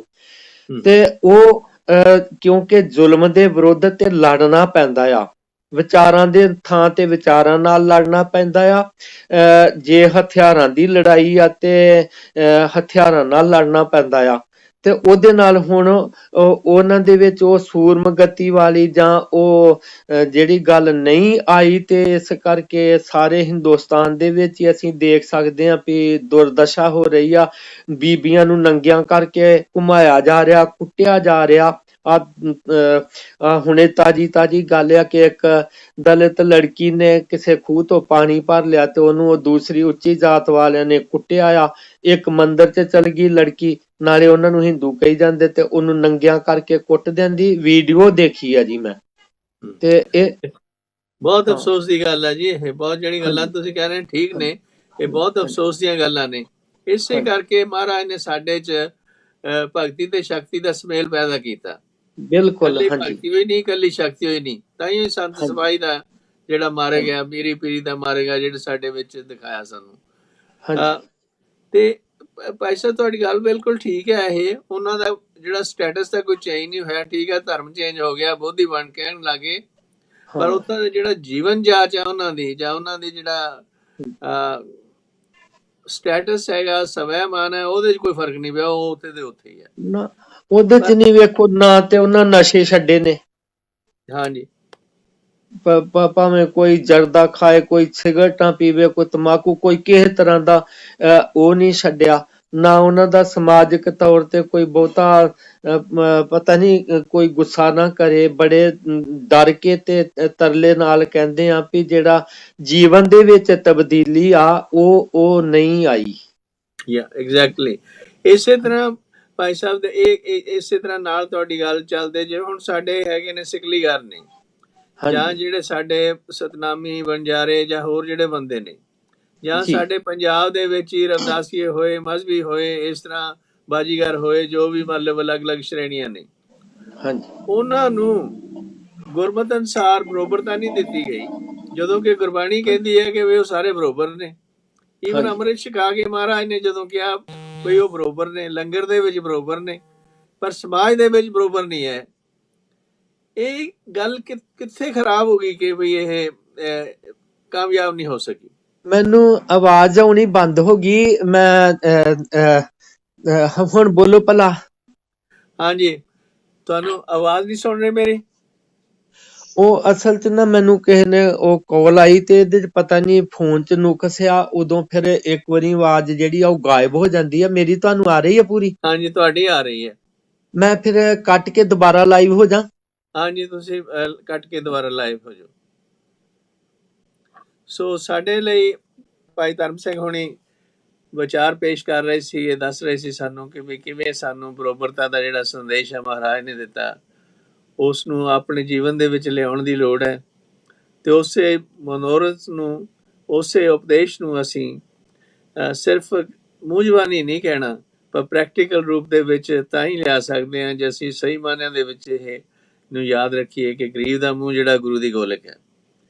ਬਜਾਏ ਜ਼ਿਆਦਾ ਪੈਸੇ ਚੜਾਉਣ ਦੇ ਗੁਰਦੁਆਰਿਆਂ 'ਚ ਵੱਡੀਆਂ ਵੱਡੀਆਂ ਬਿਲਡਿੰਗ ਬਣਾਈ ਜਾਣ ਦੇ, ਜਾਂ ਹੋਰ ਅਖੰਡ ਪਾਠਾਂ ਤੇ ਪੈਸੇ ਲਾਈ ਜਾਣ ਦੇ, ਨਗਰ ਕੀਰਤਨਾਂ ਦੇ, ਜਾਂ ਇਹੋ ਜਿਹੀਆਂ ਚੀਜ਼ਾਂ ਵਾਧੂ ਘਾਟੂ ਜਿਹੜੇ ਚੀਜ਼ਾਂ ਤੇ ਪੈਸੇ ਖਰਚਣੇ, ਜਾਂ ਸੱਭਿਆਚਾਰ ਦੇ ਨਾਂ ਦੇ ਵਿੱਚ ਬੜੇ ਬੜੇ ਖਰਚੇ ਕਰ ਦੇਣੇ, ਉਹ ਜਿਹੜਾ ਗੁਰਮਤਿ ਅਨੁਸਾਰ ਠੀਕ ਨਹੀਂ ਹੈ। ਗੁਰਮਤਿ ਅਨੁਸਾਰ ਮਹਾਰਾਜ ਤਾਂ ਉਹ ਕਹਿੰਦੇ ਆ ਬਈ ਭਲੀ ਸੁਹਾਵੀ ਛਾਪਰੀ, ਤੇ ਜਿਹੜੇ ਸਾਨੂੰ ਤਾਂ ਕੁੱਲੀਆਂ ਹੀ ਠੀਕ ਨੇ, ਪਰ ਜਿਨ੍ਹਾਂ ਦੇ ਵਿੱਚ ਗੁਰਮਤਿ ਦਾ ਪ੍ਰਚਾਰ ਹੋਵੇ, ਗੁਰੂ ਦਾ ਨਾਮ ਜਪਿਆ ਜਾਵੇ। ਹਾਂਜੀ, ਗਿਆਨੀ ਜੀ ਵਾਪਸ ਆ ਗਏ ਨੇ। ਆਵਾਜ਼ ਸੁਣ ਰਹੀ ਹੈ ਗਿਆਨੀ ਜੀ ਮੇਰੀ? ਹਾਂਜੀ, ਸੁਣ ਰਹੀ। ਦੇਖੋ ਮਹਾਰਾਜ ਦਾ ਆਉਂਦਾ ਨਾ ਸ਼ਬਦ ਗੁਰੂ ਗ੍ਰੰਥ ਸਾਹਿਬ, ਭਲੀ ਸੁਹਾਵੀ ਛਾਪਰੀ, ਹਾਂਜੀ ਹਾਂਜੀ।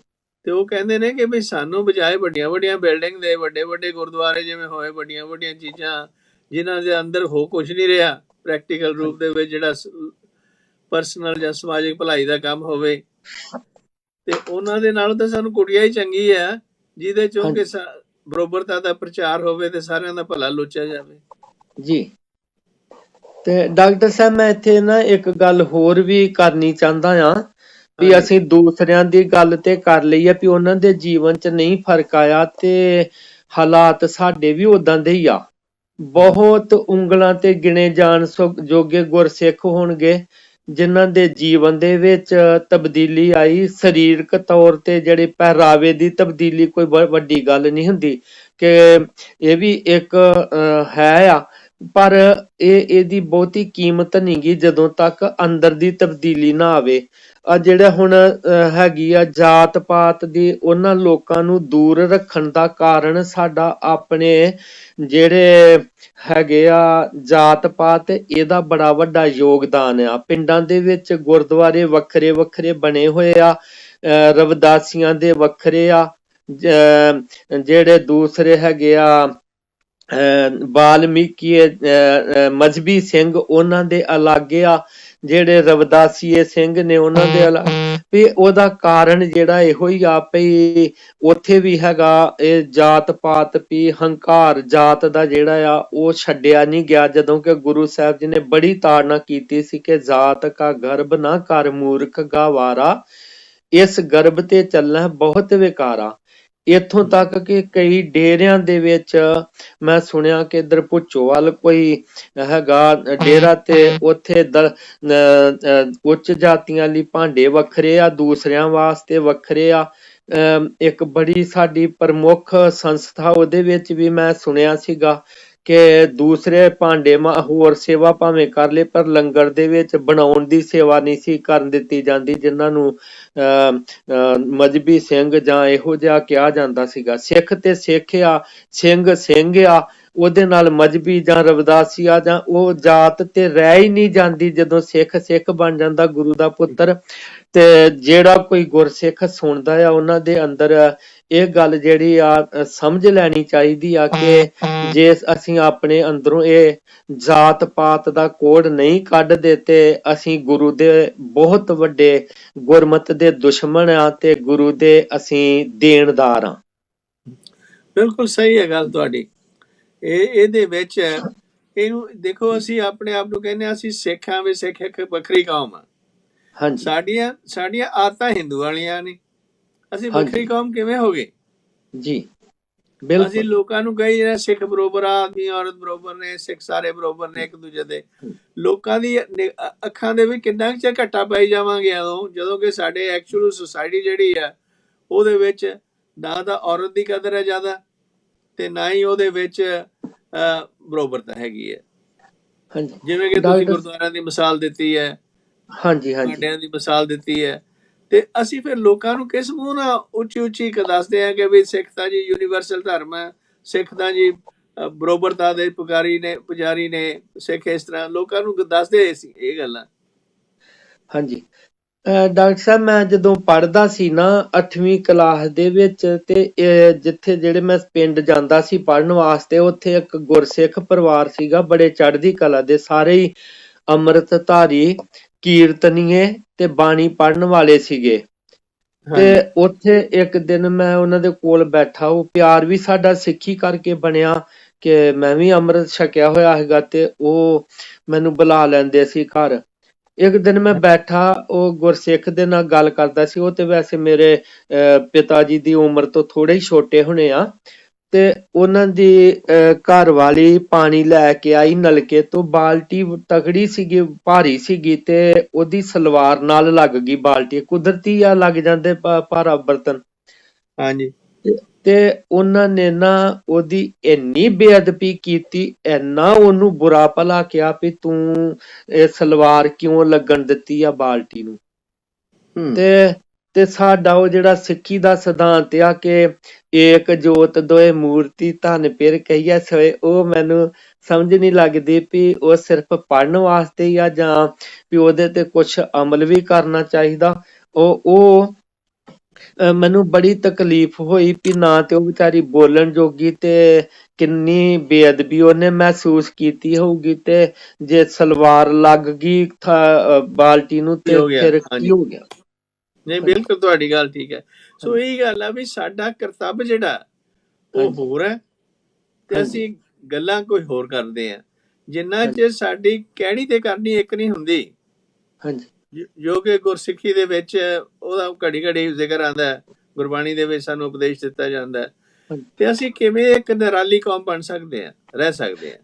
ਹਾਂਜੀ ਤੇ ਡਾਕਟਰ ਸਾਹਿਬ ਮੈਂ ਇੱਥੇ ਨਾ ਉਸੇ ਸਿੰਘ ਦੀ ਅਗਲੀ ਗੱਲ ਵੀ ਕਰਨੀ ਚਾਹੁੰਦਾ। ਉਹ ਹਲ ਵਾਹੁੰਦਾ ਸੀਗਾ, ਹਲ ਚਲਾ ਰਿਹਾ ਸੀ, ਤੇ ਉਹ ਜਿਹੜੀ ਬੰਨੇ ਦੇ ਨਾਲ ਦਾ ਜਿਹੜਾ ਚੱਕਰ ਕੱਟ ਰਿਹਾ ਸੀ, ਤੇ ਉਹ ਹਲ ਬੰਨੇ 'ਚ ਡੱਟ ਗਈ, ਤੇ ਉਹ ਕੁਦਰਤੀ ਆ ਵੀ ਜਿਹੜੇ ਡੰਗਰ ਆ ਉਹਨਾਂ ਕੋਲ ਨਹੀਂ ਖਿੱਚਿਆ ਗਿਆ, ਤੇ ਉਹ ਬੋਲਦ ਜਿਹੜਾ ਸੀਗਾ ਉਹ ਸਾਈਡ ਨੂੰ ਹੋਇਆ ਤੇ ਅਰਲੀ ਟੁੱਟ ਗਈ।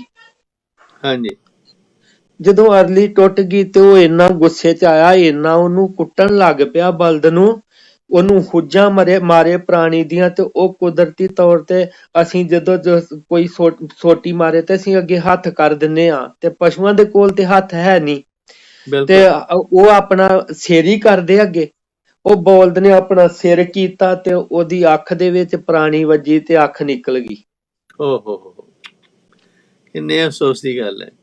ਤੇ ਇਸ ਕਰਕੇ ਦਇਆ ਦਾ ਸੰਕਲਪ ਕਿਹੋ ਜਿਹਾ ਆ, ਸੁੱਚ ਭੇਟ ਦਾ ਕਿਹੋ ਜਿਹਾ ਆ, ਉਹ ਸਾਰਾ ਕੁਝ ਜਿਹੜਾ ਆ ਨਾ ਇਹ ਹੱਦੋਂ ਵੱਧ ਕੇ ਸਿੱਖੀ ਦੇ ਵਿੱਚ ਤੇ ਬੜਾ ਸਾਵਾਂ ਪੱਧਰਾ ਜਿਹਾ ਜੀਵਨ ਆ। ਤੇ ਉਹ ਸਾਨੂੰ ਸਾਰਿਆਂ ਨੂੰ ਵੈਸੇ ਗੁਰਮਤ ਤੋਂ ਸਮਝਣਾ ਚਾਹੀਦਾ ਕਿ ਜੇ ਸਾਡਾ ਜੀਵਨ, ਸਾਡਾ ਆਚਾਰ, ਸਾਡੀ ਬੋਲੀ, ਸਾਡਾ ਵਰਤਾਓ ਜਿਹੜਾ ਆ ਉਹ ਠੀਕ ਨਹੀਂ ਆ, ਤੇ ਫਿਰ ਕਰਮਕਾਂਡ ਜੇ ਕਰਨ ਨਾਲ ਤੇ ਕੋਈ ਬਹੁਤਾ ਫਾਇਦਾ ਹੈ ਨਹੀਂ। ਸੋ ਇਨ ਅਦਰ ਵਰਡਸ ਗਿਆਨੀ ਜੀ, ਜਿਸ ਹਿਸਾਬ ਨਾਲ ਤੁਸੀਂ ਦੱਸ ਰਹੇ ਗੱਲਾਂ, ਸਾਡੀ ਜਿਹੜੀ ਹੈਗੀ ਆ ਖਿਆਲੀ ਰੂਪ ਦੇ ਵਿੱਚ ਤਾਂ ਨਿਰਾਲੀ ਕੌਮ ਹੈਗੀ ਆ, ਪਰ ਪ੍ਰੈਕਟੀਕਲ ਰੂਪ ਦੇ ਵਿੱਚ ਅਸੀਂ ਹਿੰਦੂਵਾਦੀ ਆ, ਬ੍ਰਾਹਮਣਵਾਦੀ ਆ ਸਾਡੇ ਵਿੱਚ ਹੋਇਆ ਬਹੁਤ। ਜਦੋਂ ਮਹਾਰਾਜ ਨੇ ਸਾਨੂੰ ਘੜੀ ਘੜੀ ਕਿਹਾ, ਈਵਨ ਜਬ ਇੱਕ ਹੈ ਵਿਪਰਨ ਕੀ ਰੀਤ ਤਬ ਨਾ ਕਰੋ ਇਨਕੀ ਪ੍ਰਤੀਤ, ਨੋ ਵੰਡਰ ਅਸੀਂ ਮਤਲਬ ਉਹ ਵਿਪਰਨ ਵਾਲੀਆਂ ਗੱਲਾਂ ਤਾਂ ਛੱਡੀਆਂ ਨਹੀਂ। ਤੇ ਫਿਰ ਸਾਡੇ ਚ ਕਿਉਂ ਜਿਹੜੀ ਸਾਡੀ ਤਰੱਕੀ ਕਿਉਂ ਨਹੀਂ ਹੋ ਰਹੀ, ਗਿਰਾਵਟ ਕਿਉਂ ਆ ਰਹੀ ਹੈ ਸਾਡੇ ਵਿੱਚ। ਹਾਂਜੀ ਤੇ ਆਪ ਜੀ ਨੇ ਜਿਹੜਾ ਇਹ ਟੌਪਿਕ ਲਿਆ ਸੀਗਾ ਵੀ ਅਸੀਂ ਕੀ ਸਿੱਖਦੇ ਹਾਂ, ਇੱਕ ਤੇ ਹੋ ਗਿਆ ਵੀ ਏਕਾ ਕਿਵੇਂ ਹੋਵੇ ਗੁਰਬਾਣੀ ਦੇ ਚਾਨਣ ਵਿੱਚ, ਹਉਮੈ ਨੂੰ ਛੱਡ ਕੇ, ਮਤਲਬ ਪ੍ਰਸਤੀਆਂ ਤੋਂ ਉੱਪਰ ਉੱਠ ਕੇ। ਤੇ ਦੂਸਰਾ ਅਸੀਂ ਸਬਕ ਜਿਹੜਾ ਇਹ ਲੈ ਸਕਦੇ ਹਾਂ ਕਿ ਸਾਡੇ ਅੰਦਰ ਕੌਮੀ ਕਿਰਦਾਰ ਜਿਹੜਾ ਆ, ਕੌਮੀ ਜਜ਼ਬਾ ਜਿਹੜਾ ਆ ਉਹ ਆਵੇ, ਜਿਹੜਾ ਸਾਡੇ ਪੁਰਾਤਨ ਗੁਰਸਿੱਖਾਂ ਦੇ ਵਿੱਚ ਹੁੰਦਾ ਸੀ, ਜਿਹੜਾ ਸਾਡੇ ਗੁਰੂ ਸਾਹਿਬ ਜੀ ਨੇ ਖੁਦ ਇਹ ਬਚਨ ਕਹੇ ਕਿ ਪੰਥ ਵਸੇ ਮੈਂ ਉਜੜਾ ਮਨ ਚਾਉ ਕਨੇਰਾ, ਇਹ ਹਰ ਗੁਰਸਿੱਖ ਦੇ ਅੰਦਰ ਇਹ ਭਾਵਨਾ ਜਿਹੜੀ ਆ ਪ੍ਰਬਲ ਹੋਣੀ ਚਾਹੀਦੀ। ਤੇ ਇਹ ਹੋਊਗੀ ਕਿਵੇਂ? ਇਹ ਗੁਰਦੁਆਰਿਆਂ ਦੇ ਵਿੱਚੋਂ ਪ੍ਰਚਾਰ ਕਰਕੇ ਹੋ ਸਕਦੀ ਆ। ਉਹਦੇ ਨਾਲੋਂ ਜ਼ਿਆਦਾ ਜਿਹੜਾ ਵਾ ਨਿੱਜੀ ਤੌਰ ਤੇ ਪਰਿਵਾਰਾਂ ਦੇ ਵਿੱਚ ਮਾਂ ਬਾਪ, ਭੈਣ ਭਰਾ, ਜਿਹੜਾ ਵੀ ਕੋਈ ਜਿੰਨਾ ਗੁਰਮਤ ਦੇ ਬਾਰੇ ਜਾਣਦਾ, ਉਹ ਬੱਚਿਆਂ ਨੂੰ ਸ਼ੁਰੂ ਤੋਂ ਹੀ ਸਿੱਖਿਆ ਦੇਣੀ ਸ਼ੁਰੂ ਕਰ ਦੇਵੇ। ਤੇ ਆਪਣੀ ਕੌਮ ਪ੍ਰਸਤੀ ਜਿਹੜੀ ਆ ਇਹ ਆਪਣੇ ਲਈ ਤੇ ਮਨੁੱਖਤਾ, ਸਮੁੱਚੀ ਮਨੁੱਖਤਾ ਵਾਸਤੇ ਬੜੀ ਵੱਡੀ ਜ਼ਰੂਰਤ ਆ। ਬਿਲਕੁਲ ਸਹੀ ਗੱਲ ਹੈ ਤੁਹਾਡੀ। ਹੁਣ ਦੇਖੋ ਗਿਆਨੀ ਜੀ, ਇਹਨੂੰ ਐਕਚੁਅਲੀ ਪ੍ਰੈਕਟੀਕਲ ਰੂਪ, ਗੱਲਾਂ ਤੁਹਾਡੀਆਂ ਸਭ ਖਰੀਆਂ ਨੇ, ਸੱਚੀਆਂ ਨੇ। ਇਹਨਾਂ ਨੂੰ ਪ੍ਰੈਕਟੀਕਲ ਰੂਪ ਤੇ ਕਿਸ ਲੈਵਲ ਤੇ ਸ਼ੁਰੂ ਕਰੀਏ ਕਿ ਇਹ ਪ੍ਰੈਕਟਿਸ ਚ ਆ ਸਕਣ। ਕਿਉਂਕਿ ਜੇ ਅਸੀਂ ਵੱਡਿਆਂ ਦੀ ਨਾਲ ਗੱਲ ਕਰੀਏ, ਉਹ ਤਾਂ ਕਹਿੰਦੇ ਤੂੰ ਕੌਣ ਆ, ਮੈਂ ਕੌਣ ਆ, ਮੈਨੂੰ ਸਭ ਪਤਾ, ਮੈਂ ਜਾਣਦਾ, ਮੈਨੂੰ ਗੱਲ ਕਰਨ ਦੀ ਲੋੜ ਨਹੀਂ ਮੇਰੇ ਨਾਲ ਇਹੋ ਜੀ। ਤੇ ਫਿਰ ਅਸੀਂ ਕਿਹੜੇ ਲੈਵਲ ਤੇ ਇਹਨਾਂ ਚੀਜ਼ਾਂ ਨੂੰ ਲਿਆਈਏ ਤਾਂ ਕਿ ਸਾਡੀ ਕੌਮ ਦੇ ਵਿੱਚ ਸੁਧਾਰ ਹੋ ਸਕੇ? ਉਹਦਾ ਡਾਕਟਰ ਸਾਹਿਬ ਜੀ ਇਹੋ ਹੀ ਆ ਵੀ ਮੈਂ ਅੱਗੇ ਵੀ ਇੱਕ ਵਾਰੀ ਗੱਲ ਕੋਟ ਕੀਤੀ ਸੀ, ਕਿਸੇ ਵਿਦਵਾਨ ਨੇ ਲਿਖਿਆ ਸੀਗਾ ਵੀ, ਪੁੱਛਿਆ ਸੀਗਾ ਵੀ ਪ੍ਰਚਾਰ ਕਦੋਂ ਤੋਂ ਸ਼ੁਰੂ ਕਰਨਾ ਚਾਹੀਦਾ, ਤੇ ਉਹਨਾਂ ਨੇ ਕਿਹਾ ਸੀਗਾ ਵੀ ਬੱਚੇ ਦੇ ਜਨਮ ਤੋਂ 20-21 ਸਾਲ ਪਹਿਲੋਂ, ਕਿਉਂਕਿ ਪਹਿਲੋਂ 20 ਸਾਲ ਦੇ ਵਿੱਚ ਹੀ ਵਿਆਹ ਹੁੰਦੇ ਸੀਗੇ, ਹੁਣ ਤੇ 25-25 ਸਾਲ ਵੀ। ਤੇ ਉਹਦਾ ਮਤਲਬ ਸੀ ਵੀ ਬੱਚੇ ਦੀ ਮਾਂ ਜਿਹੜੀ ਆ ਉਹਨੂੰ ਗੁਰਮਤ ਦੀ ਸਿੱਖਿਆ ਦੇ ਦੋ ਤੇ ਉਹ ਬੱਚਿਆਂ ਨੂੰ ਆਪੇ ਦੇ ਲੇਗੀ। ਤੇ ਹਾਂ, ਤੇ ਜਿਹੜਾ ਹਾਂ, ਤੇ ਜਿਹੜੀਆਂ ਸਾਨੂੰ ਕਿੱਥੋਂ ਮਿਲਿਆ ਆ, ਅਸੀਂ ਕਿ ਜਿੰਨੇ ਸਿੱਖਿਆ ਜਾਂ ਮਾਂ ਨੇ ਜਾਂ ਪਿਓ ਨੇ, ਤੇ ਜੇ ਕਿਸੇ ਦੇ ਮਾਂ ਪਿਓ ਨਹੀਂ ਤੇ ਕੋਈ ਆਂਢ ਗੁਆਂਢ ਚੋਂ ਜਾਂ ਕੋਈ ਕਿਸੇ ਗੁਰਸਿੱਖ ਦੀ ਸੰਗਤ ਤੋਂ ਵਿੱਚੋਂ ਹੀ ਇਹ ਮਿਲਦਾ ਆ। ਤੇ ਸਾਡਾ ਹਰ ਇੱਕ ਦਾ ਇਹ ਹੋਣਾ ਚਾਹੀਦਾ ਵੀ ਆਰਾਮ ਨਾਲ ਨਾ ਬੈਠੀਏ, ਭਾਵੇਂ 2 ਮਿੰਟ ਹੀ ਕਿਸੇ ਦੇ ਨਾਲ ਜਿੱਥੇ ਵੀ ਮਿਲੀਏ ਤੇ ਅਸੀਂ ਗੱਲਾਂ ਤੇ ਕਰਦੇ ਆ ਰਾਜੀ ਬਾਜੀ ਆਪਣੀਆਂ ਪਰਿਵਾਰਕ, ਉਹ ਕਰਕੇ ਮੈਨੂੰ ਇੱਥੇ ਨਾ ਇੱਕ ਗੁਰਸਿੱਖ ਦੇ ਜੀਵਨ ਤੋਂ ਗੱਲ ਯਾਦ ਆਉਂਦੀ ਹੈ। ਗਿਆਨੀ ਸੋਹਣ ਸਿੰਘ ਜੀ ਸੀਤਲ, ਜਿਹੜੇ ਪੰਥ ਦੇ ਬੜੇ ਪ੍ਰਸਿੱਧ ਢਾਡੀ ਹੋਏ ਨੇ, ਉਹਨਾਂ ਨੂੰ ਲਾਸਟ ਜੇ ਸਮੇਂ 'ਚ ਕਈ ਵਾਰ ਮਿਲਣ ਦਾ ਮੌਕਾ ਮਿਲਿਆ। ਹਾਂਜੀ। ਤੇ ਜਦੋਂ ਉਹਨਾਂ ਕੋਲ ਜਾਈਦਾ ਸੀ ਤੇ ਉਹਨਾਂ ਨੇ ਪੁੱਛਣਾ, ਸੁਣਾ ਪੁੱਤਰ ਸਭ ਠੀਕ ਆ? ਫਿਰ ਕਹਿਣਾ ਚਾਹ ਛਕੋਗੇ, ਪ੍ਰਸ਼ਾਦਾ ਛਕੋਗੇ? ਬਸ ਇੰਨੀ ਗੱਲ ਤੋਂ ਬਾਅਦ ਉਹਨਾਂ ਨੇ ਨਾ ਗੁਰੂ ਦੀਆਂ ਗੱਲਾਂ ਸ਼ੁਰੂ ਕਰ ਲੈਣੀਆਂ। ਹਾਂਜੀ। ਤੇ ਜਿਹੜੀ ਲਾਸਟ ਮਿਲਣੀ ਸੀਗੀ ਉਹਦੇ ਵਿੱਚ ਉਹਨਾਂ ਨੇ ਫਤਿਹ ਬੁਲਾਈ ਤੇ ਕੁਛ ਨਹੀਂ ਮੈਨੂੰ ਪੁੱਛਿਆ, ਨਾ ਚਾਹ ਨਾ ਪਾਣੀ ਨਾ ਕੋਈ ਰਾਜੀ ਬਾਜੀ, ਤੇ ਕੰਨ ਫੜ ਲਏ। ਕਹਿੰਦੇ ਪੁੱਤਰ ਅੱਜ ਕੱਲ ਮੈਂ ਗੁਰੂ ਗੋਬਿੰਦ ਸਿੰਘ ਜੀ ਦਾ ਜੀਵਨ ਪੜ੍ਹ ਰਿਹਾ। ਹਾਂਜੀ। ਤੇ ਕਹਿੰਦੇ ਪਈ ਗੁਰੂ ਸਾਹਿਬ ਜੀ ਦਾ ਜੀਵਨ ਪੜ੍ਹ ਕੇ ਤੇ ਮਨ ਚੱਕਰਿਤ ਹੋ ਜਾਂਦਾ ਵੀ ਇੱਕੋ ਸ਼ਖਸੀਅਤ ਦੇ ਵਿੱਚ ਐਨੇ ਗੁਣ ਇਕੱਠੇ ਹੋ ਸਕਦੇ ਆ। ਵੀ ਸੂਰਮਾ ਵੀ ਹੋਵੇ, ਭਗਤ ਵੀ ਹੋਵੇ, ਦਾਨੀ ਵੀ ਹੋਵੇ, ਤਿਆਗੀ ਵੀ ਹੋਵੇ, ਵੈਰਾਗੀ ਵੀ ਹੋਵੇ, ਤੇ ਕਿੰਨਾ ਕੁ ਕੁਛ ਉਹਨਾਂ ਨੇ ਗਿਣ ਦਿੱਤਾ। ਤੇ ਹਾਲਾਂਕਿ ਸਾਰੀ ਜ਼ਿੰਦਗੀ ਉਹ ਪੜ੍ਹਦੇ ਵੀ ਰਹੇ, ਲਿਖਦੇ ਵੀ ਰਹੇ, ਬੋਲਦੇ ਵੀ ਰਹੇ, ਪਰ ਗੱਲ ਇਹ ਆ ਵੀ ਜਿਹੜਾ ਬੰਦਾ ਜਦੋਂ ਪੜ੍ਹਨ ਦਾ ਸਵਾਦ ਪੈ ਜਾਏ ਤੇ ਉਹ ਫਿਰ ਏਦਾਂ ਆ ਉਹਨਾਂ ਦੇ ਅੰਦਰ, ਫਿਰ ਉਹ ਕੁਦਰਤੀ ਤੌਰ ਤੇ ਹੁੰਦਾ ਆ ਵੀ ਕੁੱਟ-ਕੁੱਟ ਕੇ ਭਰਿਆ ਜਾਂਦਾ। ਤੇ ਸਾਡੇ ਘਰਾਂ ਦੇ ਵਿੱਚ ਇਹ ਗੱਲਾਂ ਜਿੱਥੇ ਰਿਸ਼ਤੇਦਾਰਾਂ 'ਚ ਬੈਠੀਏ ਉੱਥੇ ਵੀ ਮਿਲਣੀ ਚਾਹੀਦੀ ਆ ਵੀ ਆਪਾਂ ਆਪਣੇ ਗੁਰੂਆਂ ਦੀਆਂ ਗੱਲਾਂ ਕਰੀਏ, ਉਹਨਾਂ ਦੀਆਂ ਬਖਸ਼ਿਸ਼ਾਂ ਦੀਆਂ ਕਰੀਏ, ਆਪਣੇ ਆਪ ਵੱਲ ਵੀ ਵਿਚਾਰ ਕਰੀਏ ਵੀ ਅਸੀਂ ਕਿੱਥੇ ਜੇ ਖੜੇ ਆ। ਮੈਨੂੰ ਇੱਕ ਵਾਰੀ ਇੱਕ ਗੁਰਸਿੱਖ ਮਿਲਿਆ ਸਾਰੀ ਜ਼ਿੰਦਗੀ 'ਚ, ਸਿਰਫ ਇੱਕ, ਵਿਦਿਆਲੇ 'ਚ ਆਏ ਤੇ ਮੈਨੂੰ ਕਹਿੰਦੇ ਸੁਣਾਓ ਸਿੰਘ ਜੀ ਗੁਰਮਤ ਜੀਵਨ ਕਿਹੋ ਜਿਹਾ? ਹਾਂਜੀ। ਤੇ ਮੈਂ ਕਿਹਾ ਜੀ ਕੋਈ ਬਹੁਤਾ ਚੰਗਾ ਨੀ ਗਾ। ਤੇ ਕਹਿੰਦੇ ਫਿਰ ਕੀ ਡੀਕਦੇ ਹੋ? ਹਾਂਜੀ। ਬਹੁਤ ਵੱਡੀ ਪ੍ਰੇਰਨਾ ਸੀਗੀ। ਯੈਸ, ਬਿਲਕੁਲ। ਤੇ ਹਾਂਜੀ, ਤੇ ਇਸ ਕਰਕੇ ਇਹ ਸਾਡੇ ਪਰਿਵਾਰਾਂ ਦੇ ਸ਼ੁਰੂ ਕਰਨਾ ਚਾਹੀਦਾ ਆ। ਜੇ ਹੁਣ ਮੈਂ ਰਵਾਂ ਤੇ ਮੇਰੇ ਜਿਹੜੇ ਰਿਸ਼ਤੇਦਾਰ ਆ ਉਹਨਾਂ ਨੂੰ ਮੇਰੇ ਕੋਲ ਜੋ ਕੁਝ ਗੁਰਮਤ ਦੇ ਬਾਰੇ ਹੈਗਾ ਉਹਨਾਂ ਤੱਕ ਕੁਛ ਨਾ ਕੁਛ ਜ਼ਰੂਰ ਪਹੁੰਚਣਾ ਚਾਹੀਦਾ। ਐਬਸੋਲੂਟਲੀ। ਯਾਨੀ ਹੁਣ ਤੁਸੀਂ ਆਪਣਾ ਇਫ ਯੂ ਫੀਲ ਕੰਫਰਟੇਬਲ ਮੈਨੂੰ ਇਹ ਦੱਸੋ, ਹੁਣ ਤੁਹਾਡੇ ਪੁੱਤ ਪੋਤਰੇ ਵੀ ਨੇ ਤੇ ਤੁਹਾਡੇ ਹਾਂਜੀ ਆਪਣੇ ਵੀ ਹੈਗੇ ਨੇ, ਦੋਤੇ ਦੋਤਰੀਆਂ ਵੀ ਨੇ। ਜੀ ਤੁਸੀਂ ਐਜ਼ ਏ ਗ੍ਰੈਂਡਫਾਦਰ ਜਾਂ ਨਾਨੇ ਤੇ ਹਾਂਜੀ ਦਾਦੇ ਦੇ ਰੂਪ ਦੇ ਵਿੱਚ ਜੀ ਕਿਸ ਤਰ੍ਹਾਂ ਉਹਨਾਂ ਨੂੰ ਇਹ ਗੁਰਮਤ ਦੇ ਵੱਲ ਲੈ ਕੇ ਆ ਰਹੇ ਆ? ਏਦਾਂ ਨਿਆਣੇ ਜਿਹੜੇ ਨਾ ਬੜੇ ਚੰਚਲ ਹੁੰਦੇ ਨੇ ਜੀ, ਹਾਂਜੀ ਇਹ ਟਿਕਦੇ ਨਹੀਂ ਆ। ਹੁਣ ਮੈਂ ਆ ਦੱਸਦਾ ਵੀ ਮੈਂ ਵਾਹਿਗੁਰੂ ਜੀ ਦੀ ਕਿਰਪਾ ਵਾ, ਮੇਰੇ ਚ ਕੋਈ ਹਿੰਮਤ ਨਹੀਂ। ਮੇਰੇ ਇਹ ਸਾਰਿਆਂ ਵਾਸਤੇ ਹੀ ਆ ਇਹ ਗੱਲ ਕਿ ਗੁਰੂ ਦੇ ਅੱਗੇ ਅਰਦਾਸ ਸਭ ਤੋਂ ਵੱਡਾ ਸਾਧਨ ਆ, ਹਾਂਜੀ ਤੇ ਆਪਣਾ ਉਦਮ। ਹੁਣ ਮੇਰੇ ਤਿੰਨੇ ਬੇਟੀਆਂ ਜਿਹੜੀਆਂ ਨੇ ਬੜਾ ਸੋਹਣਾ ਪਾਠ ਕਰ ਲੈਂਦੀਆਂ ਨੇ, ਤੇ 2 ਤੇ ਕੀਰਤਨ ਵੀ ਕਰ ਲੈਂਦੀਆਂ। ਬੇਟਾ ਜਿਹੜਾ ਆ ਉਹ ਇਤਿਹਾਸ ਦੇ ਬਾਰੇ, ਗੁਰਬਾਣੀ ਦੇ ਬਾਰੇ ਮਤਲਬ ਕਾਫੀ ਉਹਨੂੰ ਨੌਲੇਜ ਆ। ਵਾਹਿਗੁਰੂ ਦੀ ਕਿਰਪਾ ਆ, ਬਾਣੀ ਵੀ ਬੜੀ ਸੋਹਣੀ, ਅਖੰਡ ਪਾਠ ਦੀ ਡਿਊਟੀ ਵੀ ਲਾ ਸਕਦਾ, ਲਾਂਦਾ ਵੀ ਰਿਹਾ। ਜਿਹੜੇ ਹੁਣ ਮੇਰੇ ਬੇਟੀਆਂ ਜਿਹੜੀਆਂ ਨੇ, ਉਹ ਜਿੱਥੇ ਉਹਨਾਂ ਦੇ ਆਨੰਦ ਕਾਰਜ ਹੋਏ, ਉਹ ਵੀ ਸਾਰੇ ਗੁਰਸਿੱਖ ਪਰਿਵਾਰ ਨੇ। ਤੇ ਉਹ ਬੱਚੀਆਂ ਜਿਹੜੀਆਂ ਨੇ, ਹੁਣ ਮੇਰੀ ਇੱਕ ਦੋਤੀ ਆ, ਹੁਣ ਮੇਰੇ ਖਿਆਲ ਚ 10 ਕੁ ਸਾਲ ਦੀ ਆ, ਤੇ ਉਹਨੂੰ ਜਪਜੀ ਸਾਹਿਬ ਤੇ ਰਹਿਰਾਸ ਸਾਹਿਬ ਜ਼ਬਾਨੀ ਯਾਦ ਆ। ਹਾਂਜੀ ਹੋਰ ਵੀ ਬਾਣੀ ਉਹਨਾਂ ਦੇ ਮਾਤਾ ਪਿਤਾ ਦੋਵੇਂ ਜਿਹੜੇ ਆ ਉਹਨੂੰ ਬਚਪਨ ਤੋਂ ਹੀ ਕੋਲ ਬਿਠਾ ਲੈ ਕੇ ਗੋਦੀ ਚ ਤੇ ਨਿਤਨੇਮ ਸੁਣਾਉਂਦੇ ਰਹੇ। ਹੁਣ ਮੇਰਾ ਪੋਤਰਾ ਆ ਜਿਹੜਾ ਵੱਡਾ, ਉਹ 4.5 ਸਾਲ ਦਾ ਹੋਣ ਵਾਲਾ ਆ, ਅਜੇ ਹੋਇਆ ਨਹੀਂ 4.5 ਸਾਲ ਦਾ। ਹਾਂਜੀ ਤੇ ਉਹ ਹੁਣ ਉਹਨੂੰ ਮੈਂ ਕੀ ਕਰਦਾ, ਉਹਨੂੰ ਮੈਂ ਲੈ ਜਾਂਦਾ ਵਾਂ ਬਾਹਰ ਘੁੰਮਣ ਦੇ ਬਹਾਨੇ, ਤੇ ਨਾਲ ਨਾਲ ਉਹਨੂੰ ਫਿਰ ਮੈਂ ਕਿਉਂਕਿ ਬੱਚਿਆਂ ਦੇ ਧਿਆਨ ਕਦੀ ਇੱਧਰ ਕਦੀ ਉੱਧਰ ਚੰਚਲ ਹੁੰਦੇ, ਤੇ ਉਹਨੂੰ ਮੈਂ ਮਗਰ ਮਗਰ ਬਾਣੀ ਪੜ੍ਹਨੀ ਸ਼ੁਰੂ ਕਰ ਦਿੰਦਾ ਵੀ ਮੇਰੇ ਮਗਰ ਮਗਰ ਬੋਲ ਏਕ ਓਂਕਾਰ ਸਤਿਨਾਮ।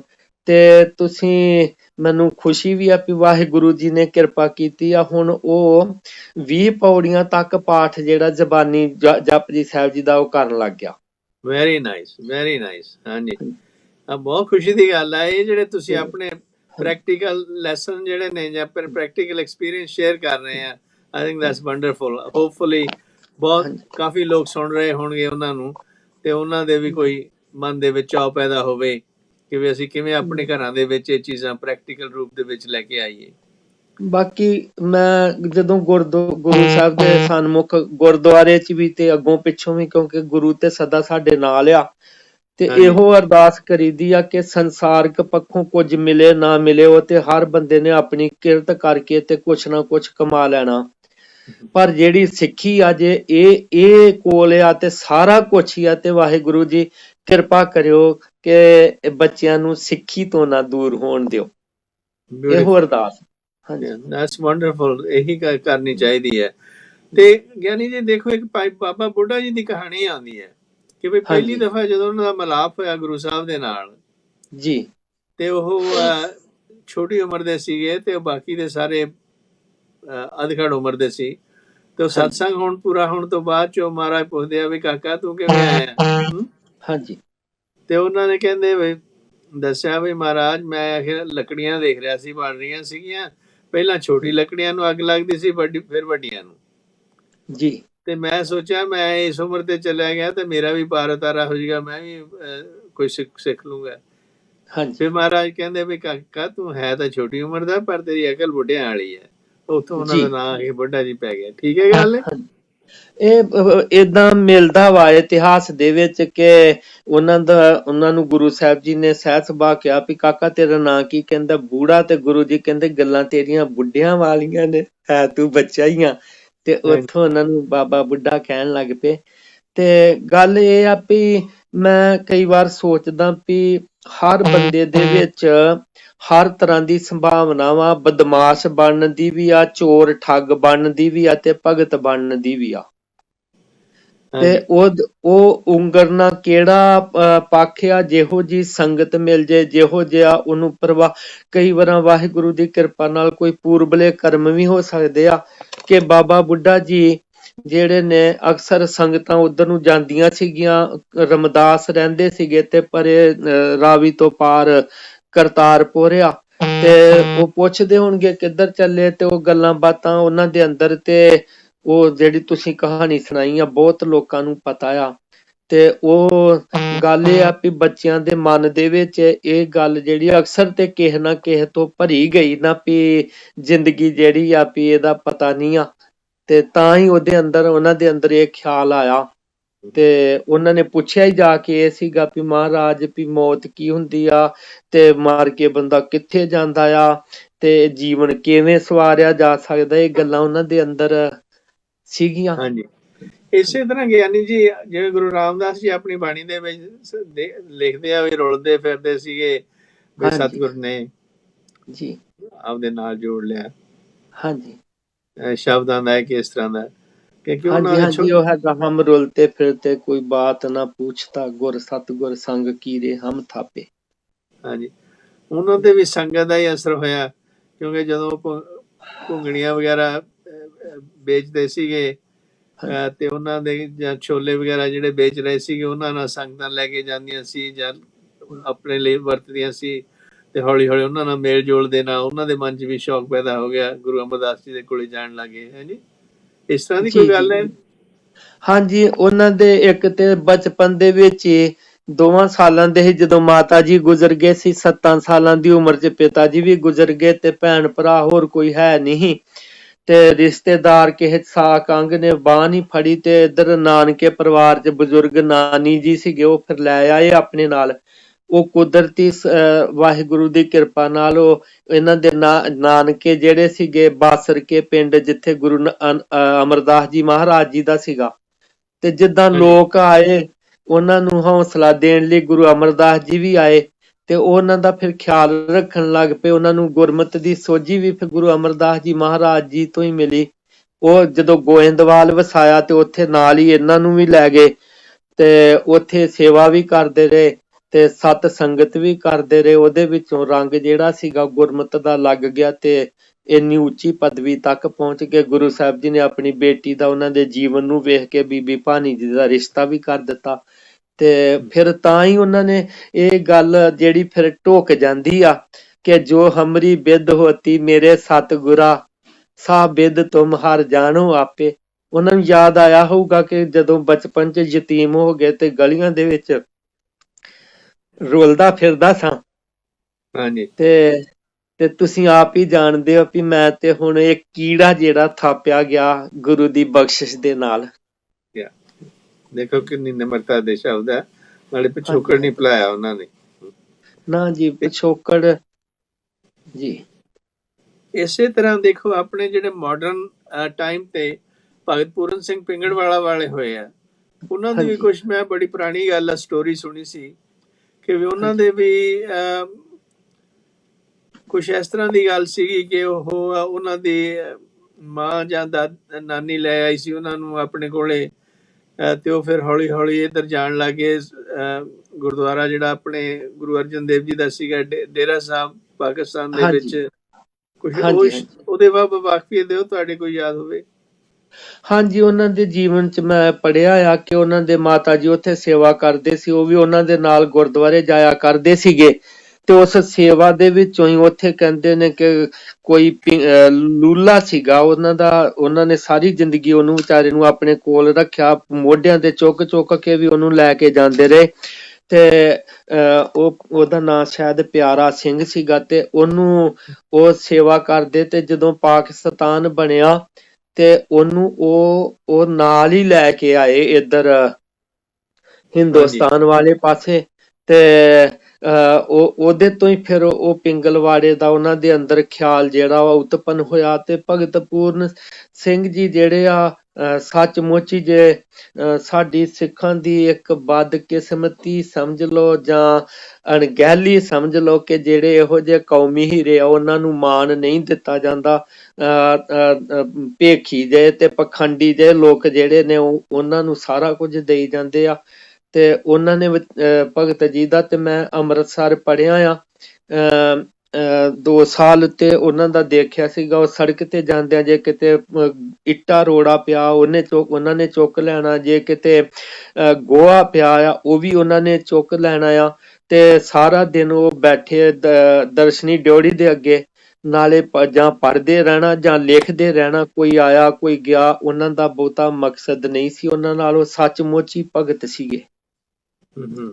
ਯੈਸ, ਸੋ ਇਸ ਤਰ੍ਹਾਂ ਜਿਹੜੇ ਤੁਸੀਂ ਮਿਸਾਲਾਂ ਦਿੱਤੀਆਂ ਨੇ ਉਹਨਾਂ ਤੋਂ ਸਾਨੂੰ ਇਹ ਹੀ ਪਤਾ ਲੱਗਦਾ ਕਿ ਵੀ ਜਿਹੜਾ ਸੇਵਾ ਜਿਹੜੀ ਆ ਕਿਵੇਂ ਮਨ ਨੂੰ ਸ਼ਿੰਗਾਰਦੀ ਆ, ਸਾਡੇ ਨਿਮਰਤਾ ਪੈਦਾ ਕਰਦੀ ਆ, ਗੁਰੂ ਨਾਲ ਜੋੜਦੀ ਹੈ, ਹਾਂਜੀ ਹਾਂਜੀ ਤੇ ਸਰਬੱਤ ਦੇ ਭਲੇ ਲਈ ਲੈ ਕੇ ਜਾਂਦੀ ਹੈ, ਬਜਾਏ ਅਸੀਂ ਆਪ ਹੁਦਰੇ ਬਣੀਏ, ਮੈਂ ਕਰਦੇ ਜੀ ਰਹੀਏ, ਤੇ ਉਹਦੇ ਨਾਲ ਜਿਹੜੀ ਸਾਡੀ ਹਉਮੈ ਆ, ਸਾਡਾ ਵੀ ਨੁਕਸਾਨ ਤੇ ਨਾਲੇ ਸਾਡੇ ਆਲੇ ਦੁਆਲੇ ਦਾ ਵੀ ਨੁਕਸਾਨ ਕਰਦੀ ਹੈ।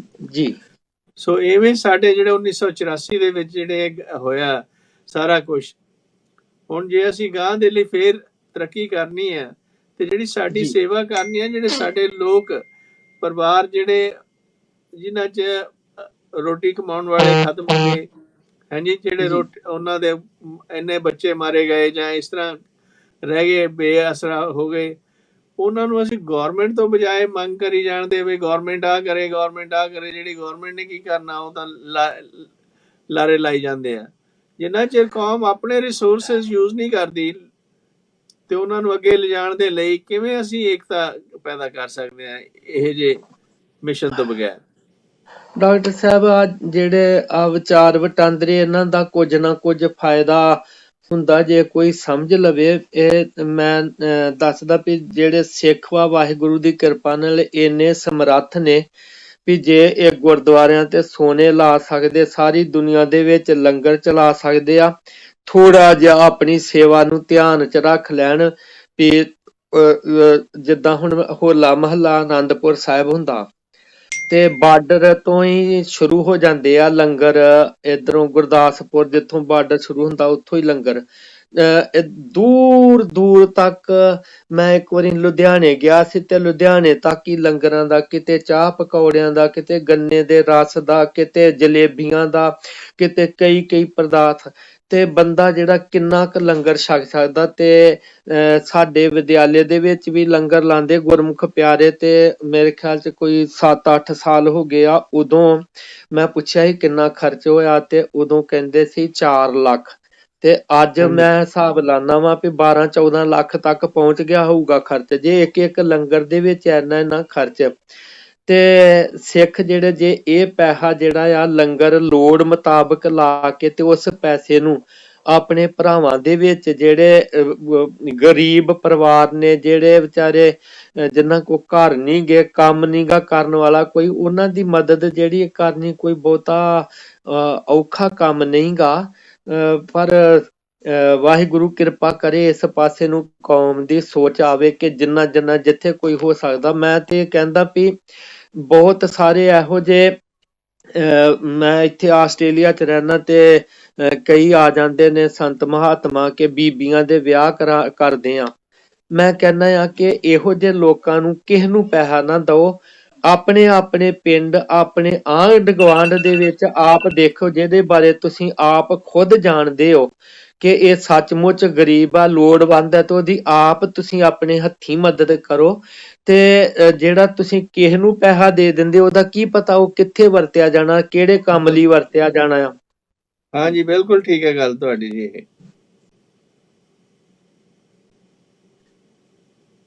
ਹੈਲੋ ਹਾਂਜੀ ਤੇ ਉਹ ਮੈਂ ਤੇ ਆਪ ਜਦੋਂ ਕਿਤੇ ਕੋਈ ਹੁੰਦੀ ਆ ਕੋਈ ਸੇਵਾ ਦੀ, ਤੇ ਮੈਂ ਦੇਖਦਾ ਆ ਵੀ ਜਿੱਥੇ ਹੁੰਦਾ, ਮੈਂ ਸਾਡੇ ਪਿੰਡ, ਮੈਂ ਇਹ ਗੱਲ ਇਸ ਕਰਕੇ ਨਹੀਂ ਕਹਿ ਰਿਹਾ, ਮੈਂ ਕਹਿ ਰਿਹਾ ਕਰ ਰਿਹਾ, ਮੈਂ ਕੀ ਕਰਨਾ ਆ। ਜੇ ਗੁਰੂ ਨੇ ਕੁਛ ਸਮਰੱਥਾ ਬਖਸ਼ਿਸ਼ ਕਰ ਦਿੱਤੀ ਤੇ ਚਲੋ ਫਰਜ਼ ਬਣਦਾ ਆ ਉਹੋ ਹੀ ਗੱਲ ਕਿ ਤੇਰਾ ਤੁਝ ਕੋ ਸੌਂਪ, ਤੇ ਇੱਕ ਸਿੱਖ ਹੋਣ ਦੇ ਨਾਤੇ ਫਰਜ਼ ਬਣਦਾ ਕਿ ਸਾਡੇ ਪਿੰਡ ਇੱਕ ਨੌਜਵਾਨ ਸੀ, 4 ਬੇਟੀਆਂ ਉਹਦੀਆਂ, ਤੇ ਸਾਡਾ ਹਵਾਨੀ ਸੀਗਾ ਤੇ ਉਹ ਇਲਾਜ ਖੁਣੋਂ ਘਰ ਬੈਠਾ ਸੀਗਾ। ਤੇ ਮੈਨੂੰ ਫੋਨ ਕੀਤਾ ਆਪਣੇ ਸਿੰਘ ਨੇ ਇੱਕ ਨੇ, ਤੇ ਮੈਂ ਆਖਿਆ ਵੀ ਇਹ ਪਤਾ ਕਰੋ ਵੀ ਇਹਦਾ ਇਲਾਜ ਦਾ, ਤੇ ਉਹ ਕਹਿੰਦੇ ਹੋ ਸਕਦਾ। ਮੈਂ ਫਿਰ ਪੈਸੇ ਥੋੜੇ ਜਿਹੇ ਭੇਜੇ ਸੀਗੇ ਤੇ ਉਹਦੇ ਨਾਲ ਉਹਦਾ ਇਲਾਜ ਹੋ ਗਿਆ ਤੇ ਹੁਣ ਉਹ ਬਿਲਕੁਲ ਤੰਦਰੁਸਤ ਵਾ।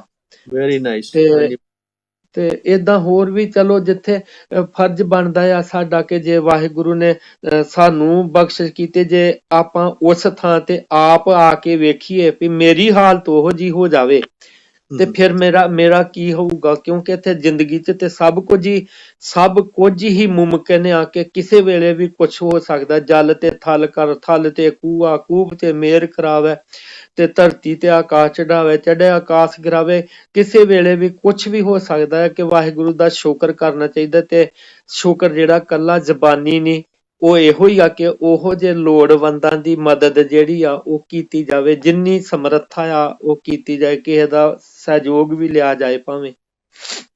ਥੈਂਕ ਯੂ ਗਿਆਨੀ ਜੀ, ਤੁਹਾਡੇ ਵਿਚਾਰ ਬੜੇ ਚੜ੍ਹਦੀ ਕਲਾ ਵਾਲੇ ਨੇ, ਤੇ ਇਹਦਾ ਨਤੀਜਾ ਇਹ ਹੀ ਆ ਸਾਨੂੰ ਕਿ ਏਕਾ ਸਾਡੇ ਤਾਈਓ ਪੈਦਾ ਹੋਊਗਾ ਜੇ ਅਸੀਂ ਸਾਡੇ ਜਿਹੜੇ ਗਰੀਬ ਬੰਦੇ ਨੇ ਉਹਨਾਂ ਦੀ ਸੇਵਾ ਕਰਾਂਗੇ, ਨਾਲ ਨਾਮ ਸਿਮਰਨ ਕਰਾਂਗੇ, ਤੇ ਉਹਨਾਂ ਦੇ ਅਸੂਲਾਂ ਤੇ ਚੱਲ ਕੇ ਮਹਾਰਾਜ ਦੇ ਜਾਤ ਪਾਤ ਤੋਂ ਉੱਚੇ ਉੱਠ ਕੇ ਅਸੀਂ ਜਿਹੜਾ ਹੈਗਾ ਬਰੋਬਰਤਾ ਦਾ ਜਿਹੜਾ ਸਿਧਾਂਤ ਆ ਉਹਨੂੰ ਆਪਣੇ ਘਰਾਂ ਦੇ ਵਿੱਚ, ਆਪਣੇ ਮਨਾਂ ਦੇ ਵਿੱਚ ਤੇ ਆਪਣੇ ਆਲੇ ਦੁਆਲੇ 'ਚ ਲਿਆਈਏ, ਤੇ ਨਾਲੇ ਸਾਡੀਆਂ ਜਿਹੜੀਆਂ ਲੇਡੀਜ਼ ਨੇ, ਜਿਹੜੇ ਬੱਚੇ ਨੇ, ਔਰਤਾਂ, ਉਹਨਾਂ ਨੂੰ ਐਜੂਕੇਸ਼ਨ ਦੇਈਏ, ਤਾਂ ਕਿ ਸਿਰਫ ਇੱਕ ਬੰਦਾ ਹੀ ਨਹੀਂ, ਸਾਰਾ ਪਰਿਵਾਰ ਜਿਹੜਾ ਨਵਾਂ ਆਉਣਾ ਉਹ ਗੁਰਸਿੱਖੀ ਦੇ ਵਿੱਚ ਵੱਧ ਫੁੱਲ ਸਕੇ ਜੀ। ਸੋ those R really remarkable ideas ਜਿਹੜੇ ਸਾਨੂੰ 1984 ਦੇ ਜਿਹੜਾ ਦੁਖਾਂਤ ਹੈ ਇਹਦੇ ਵਿੱਚੋਂ ਨਿਕਲਣ ਦੇ ਲਈ ਸਾਡੀ ਸਹਾਇਤਾ ਕਰ ਸਕਦੇ ਨੇ।